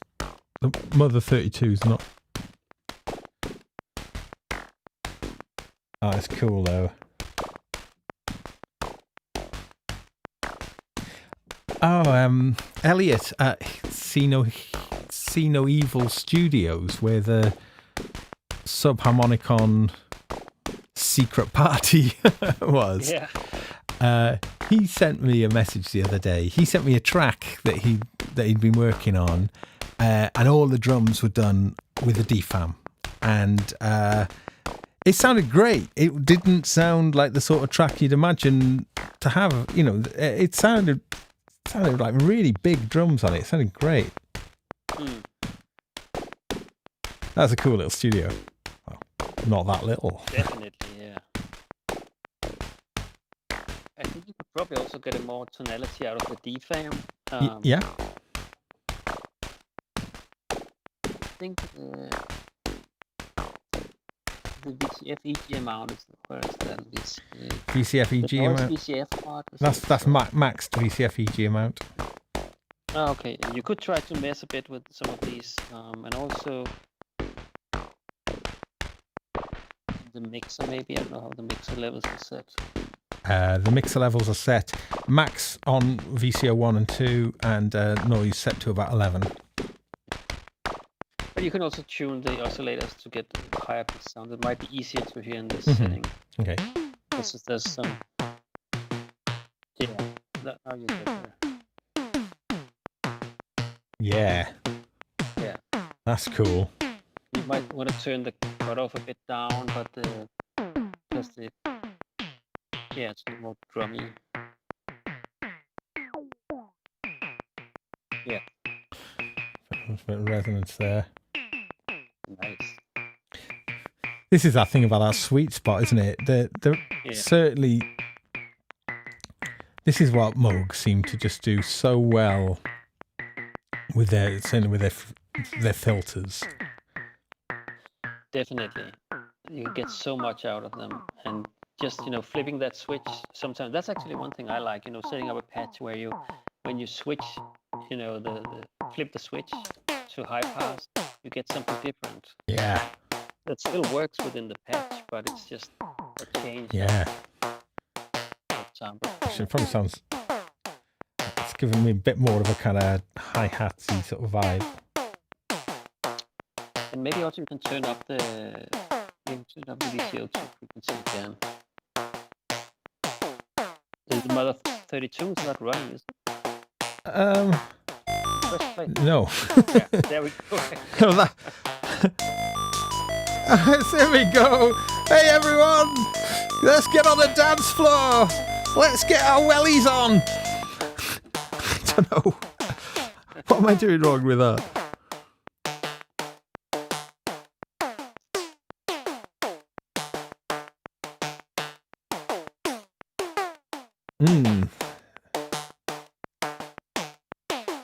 Orestes says in the chat room, DFAM kicks are very good, especially through a Roland Torpedo.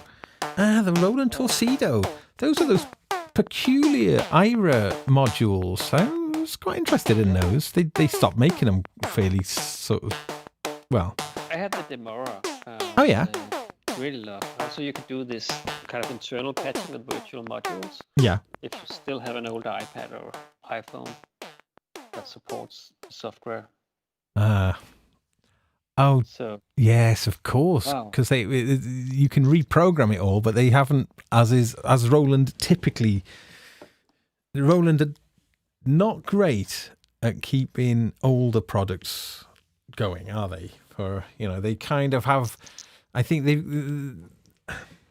they're looking into the future very often.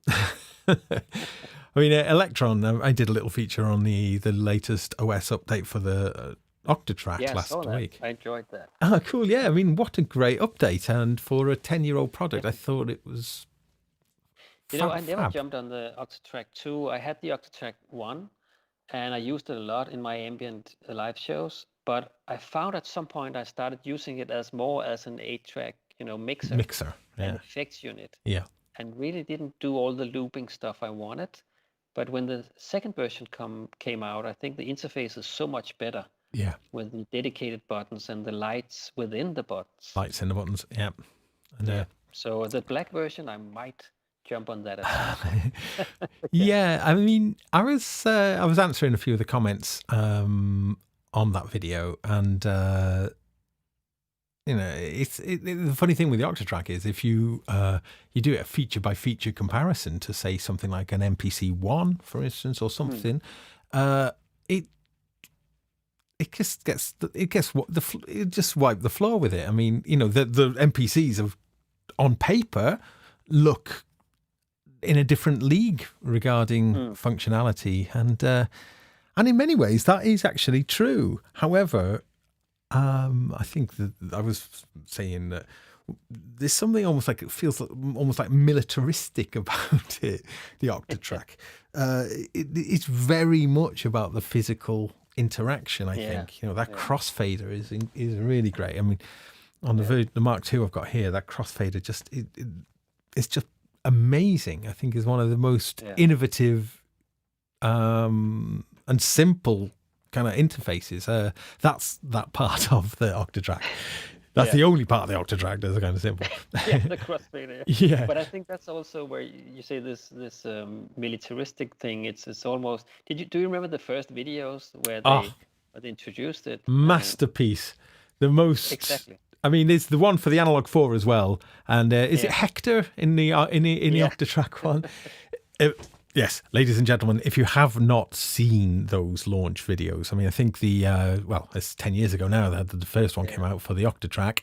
And then when the Analog 4 was released in 2012 or 2011 maybe, they did another video with a similar kind of, I mean, like proper, I wouldn't call it Hollywood film values. I'd probably say more like Swedish noir. David Lynch.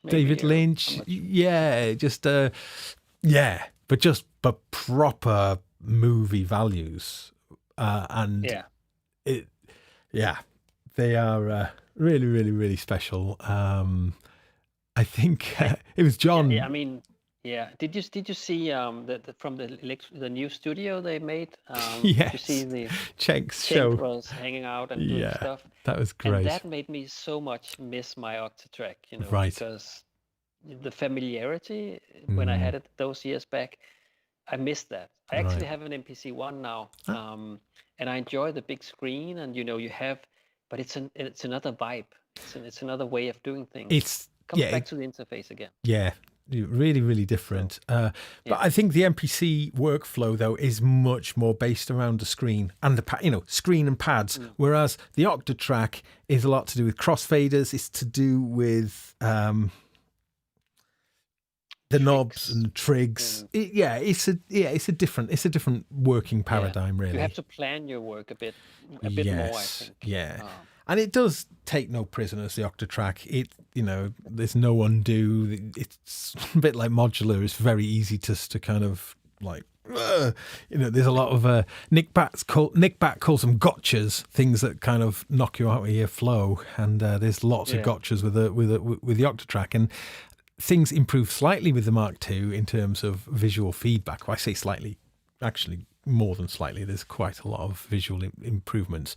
I haven't got an Octatrack Mark I. I have got an Analog 4 Mark I and an Analog 4 Mark II. So those are very different. I was really surprised. They sound very different, actually, those two. The Octatrack Mark I and Mark II, they sound identical, I think. Other than, actually, it's balanced inputs on the they Mark are better II. on the second version, right? Yeah.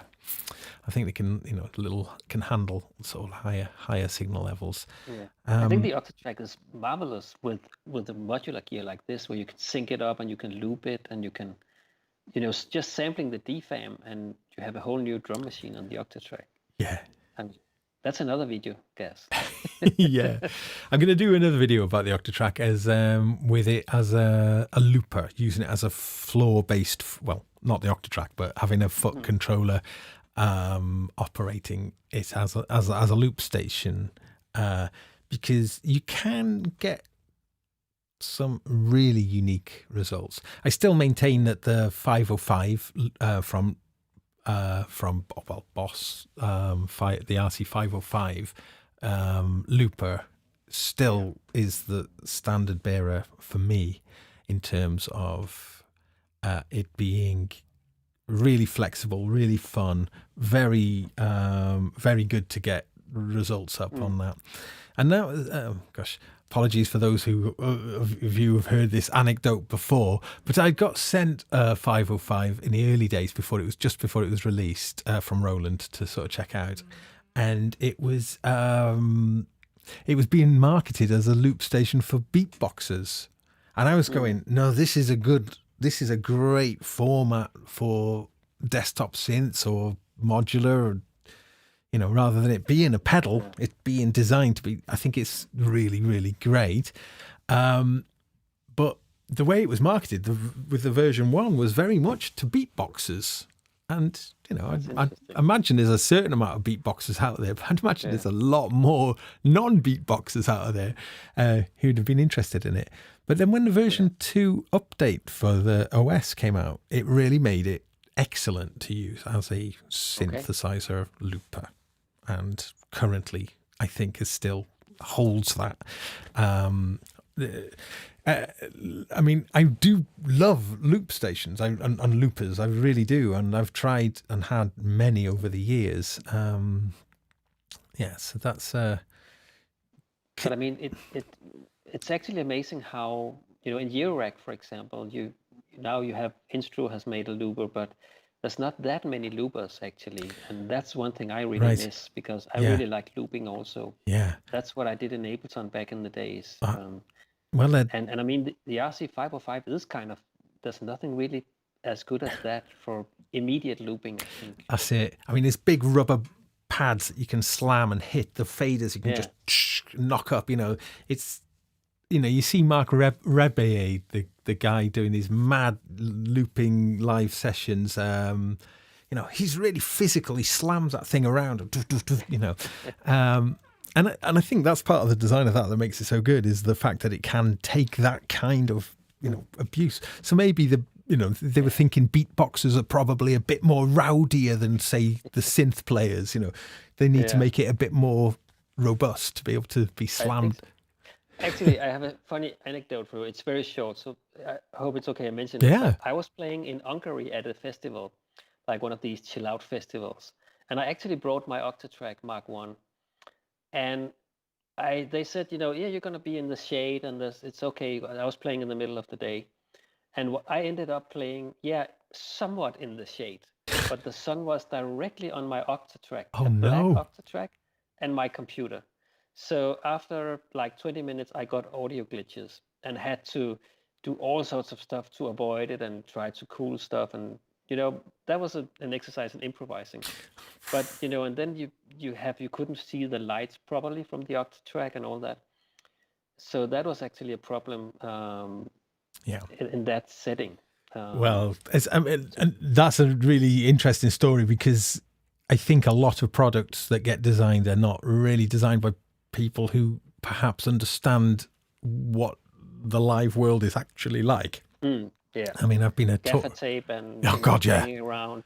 Oh Exactly. yeah. And I mean, that's where Roland and Boss have just always been great, though, in terms of the things I've built to be toward. Really, a lot of this stuff is I've used lots of Roland stuff over the years, and I'm a big fan of Roland for that reason. I just feel that this stuff just has a robustness. I don't imagine. I have no idea, like people who take modular rig out live, how and maybe play big shows with all of the humidity and temperature changes and all the things which make things go wrong. Well, yeah, I mean, like some of the festivals in Britain, when the heavens open and the rain comes down, it's it's just massive. Oh God, yeah.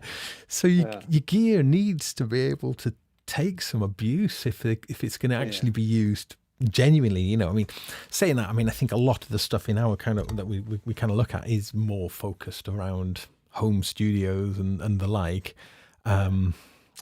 And maybe it has been more like in 2020, and it's going to be interesting to see when people start touring again. Yeah. To see that, I have to remember, I have to bring my modular out in the field. What do I do? Yeah. Right? So, well, I'd love that. Sand and dust. My goal next year is to be doing some live performances. My decisions to go for the mini brutes with the folding cases, is very much influenced by being able to take them out, and the way I've got them set up in the studio. Even though they're pretty much not moving at the moment, but I've designed it so I can pop them out and take them with me. And I've also was fantasizing about setting up with these Moogs some kind of cafe somewhere, and just do a little ambient, little bubbly ambient set. So yeah, I'd like to find out. Oh, there's a question. I've got a question. Do you know? We're just talking along, so I hope people enjoy this. But, I'm sure there's one thing the audience love is people waffling on about this stuff. It's great. It's like we're allowed to talk about this without being accused of being nerds and boring. We can talk freely here. Freely, we can be boring legitimately. There's a question, yes, for you. Well, one of the things about like moving this Moog little setup around, is there a box or something? Has anyone, because it would have to be like a funny case so you can just slot the thing in. Any ideas? Have you seen anything? You know what I did? I put it, if you actually grab the back of it, the thing that goes across, I have it also like here the bar. It's actually set up. I don't know if you can see this. Oh, yeah. I just want to say I have the yellow cable in the Subharmonicon because yellow submarine. So I call it over that. Very nice. Oh, I'll have to do that now. But if you grab that, it's actually like a handle, and it goes upside down, and you can actually put it. See. Like on a table. So I had it in an IKEA bag. Not the best solution with some cloth beneath, because I was playing in the Cathedral of Copenhagen recently. Oh, nice. Just a video shoot where I had this set up, and you don't want to unmount it, right? You don't want to dismantle it when you gosh, no. screwed it together, and it's working nicely that way. It is a bit unhandy to bring on the road, I guess. Yeah, so I was just wondering if there was anything, if anyone had actually made have some ideas, So chatties, if you know of anything, would be very, very glad to hear. Just doing a little time check. I think we'll probably just be calling time, I think, pretty soon. So this is great fun. Love it. It's me too, guys. I'm so glad you invited me on the show, and yes, I hope I didn't bring more despair to your exploration. I hope it's good. It's really good. It's so but I could actually, one thing I wanted to mention maybe, guys, is if you should pair your Subharmonicon with something. Bifaco has made this CV thing. They have two. They also have the bigger version, but the CV thing, because then you can actually control the VCA and the VCF attack and decays with only with MIDI on the Subharmonicon. But if you use the CV thing, you can use control voltage signals to actually modulate that stuff. Oh, nice. So it's a good way to get more out of the Subharmonicon, to get a CV to MIDI device. Oh, interesting. Right, because like looking at the patch panel, you can you can't get in at the attacks and no, only by MIDI actually. By MIDI. Interesting. And also, but what I think is really cool about the Subharmonicon, you have outputs for all the oscillators. So having a CV controlled mixer where you can kind of modulate the levels of these oscillators instead of tweaking the knobs. Yeah, that would be really nice. Yeah. Because I mean, one of the things about the Subharmonicon is it makes a very thick sound, and and you don't have a low pass option on it. Sorry, a high pass option on it. So being able to bring in the different sub oscillators, could really kind of times and clean. Yeah, because when you hear people using the Subharmonicon, you sometimes it's recognizable somewhat because, but when you get deeper into it, you find ways to stray off the more recognizable sound from it, I think. Yeah, and that's the fun part of it also. But I had it when I played with it in the Cathedral. I did some really slow chord swells, and it just played along nicely with itself. It just went along and just did these nice progressions, a lot of reverb, and it, just by itself. That's great. Well, in my new video that I've made about these with using the touche, one of the things that I do is I map one of the axes of the touche to be the play. It sort of advances the. I'm just trying to remember which one I plugged it into. That's doing actually. It's amazing because you can then you can sort of modulate the sound and then just press it down when you want to move to the next step, and hold it, do things, press it, and yes. So that's in my video. So everyone will have to tune into that video to see exactly what I'm talking about. Was that an upcoming video? Yes, it's an upcoming video that and actually Expressive E wanted to sponsor the video, so I'm going to have to go through the ire of YouTubers, YouTube audience who just seem to think that is a sellout. It's like, be glad of it. I mean, it's I'm looking forward to that video, guys, because I've been considering the touche. For me, that's one of the biggest no-brainers actually in music technology. Especially, I mean, I know it's expensive, and the more feature-laden one, the touche rather than touche SE. The fact it's got MIDI outputs, it's got USB, and it's got 4 CV outputs means that you can use it with absolutely every single piece of gear. And when you get into the software, the software that you can configure it, and this is something else that I do in the video, you can really shape exactly how many voltages, exactly what voltage range each of the directions move out in, and then you can shape the curves of those as well. So it's the ability to tweak it, and then you can save all of that as a preset, and you can have many presets in it. So you can have each preset then can be outputting different amounts of voltages, so you can have one that is really good for just a small amount of pitch vibration, and nice. So essentially, and for live, it's like I saw it first at Super Booth, also live some years back, and it is just like very, again, organic somehow. You wouldn't. But I think it's an instrument. It really is an instrument. Again, I do all of this in the video, but you can open it up and you can take out these little silicon rubber things which act as a resistance to the, and you can get different ones. You can get a thinner one and a thicker one that kind of make it more resistant or less resistant. So you can change a lot of the things on it, as well as configuring it with software, and the physical thing can be configured as well. So in terms of it being very flexible, and being able to get it exactly doing exactly what you want, I think it's probably one of the most configurable things that I've ever used, really. So I was super pleased that ExpressVe actually wanted to sponsor me. So I'll take that. I look so much forward to that video, guys. Series of videos, whatever it's going to be. Except that, it's before my new cameras, so I can't believe what a difference it makes. This doesn't look too great. This, and I'm doing it. You look so much better than me on this. Oh yes. No, not me. No, my lens. I'm having to just. This is. But also, I've done a show with no cameras cutting out. Like, my cameras would always cut out after 30 minutes.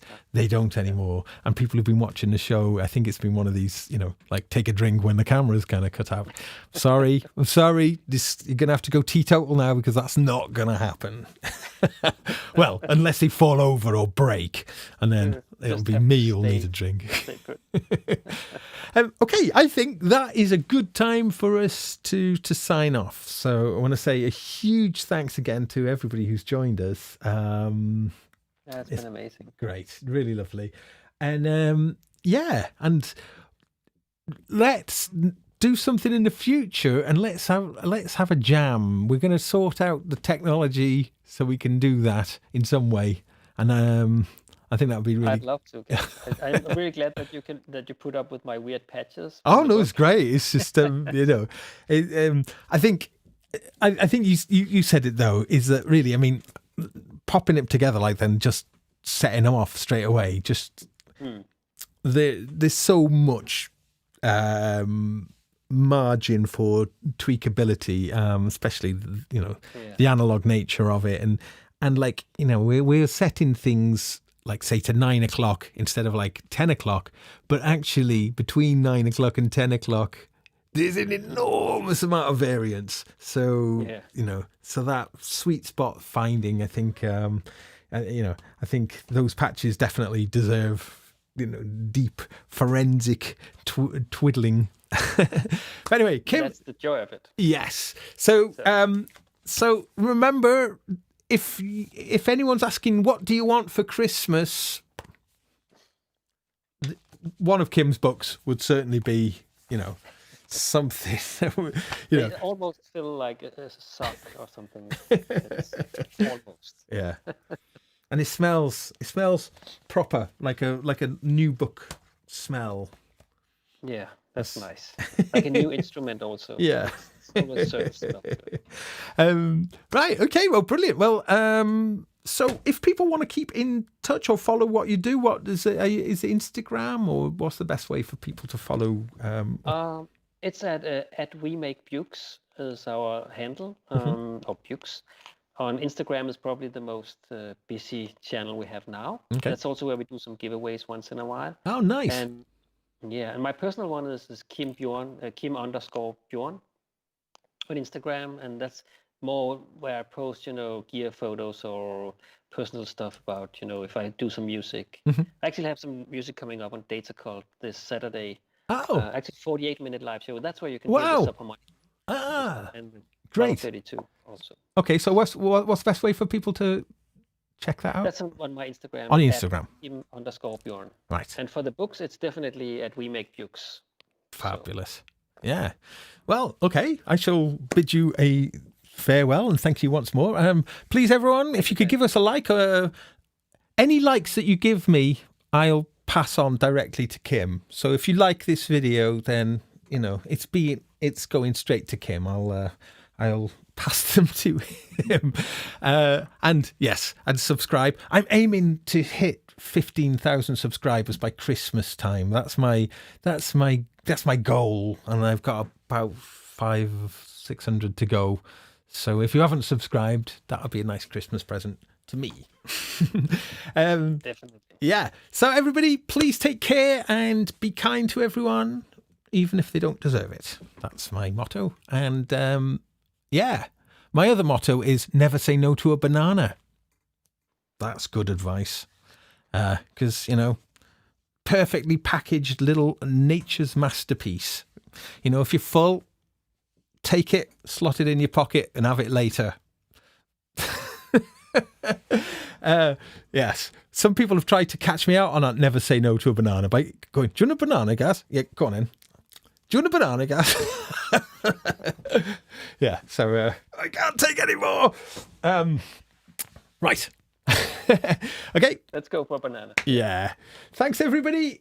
And we'll see you. Oh, yeah. One last thing. New show this Friday. This one I'm launching my pedal show, Kim. You have to come on off a pedal crush. I'm going to do a show about pedals, effects, and the like. And it's going to get... I can justify playing some more guitars and bass on that show. So that's going to launch this Friday. I haven't set a time yet because I'm hoping to have a guest with me and we haven't quite worked out the details. So keep your eyes and ears tuned. I will be posting that lately. Someone actually asked as well, very good request for me to publish ahead of time my schedule. So I think what I'll probably do going forward is maybe on a Sunday perhaps is put out what shows are going to be going on. I'm going to try to maintain a Monday night 10:30 UK time Eurorack show, Wednesday night 8 p.m. tonight's show where I have guests and various other things, and Friday is going to be like this effects show and with a time to be announced. That's the plan. I don't know how long I'll be able to keep that up for, but that's the plan. Right. Thank you, Kim, once more. And thanks everybody else for joining. And yeah, see you soon.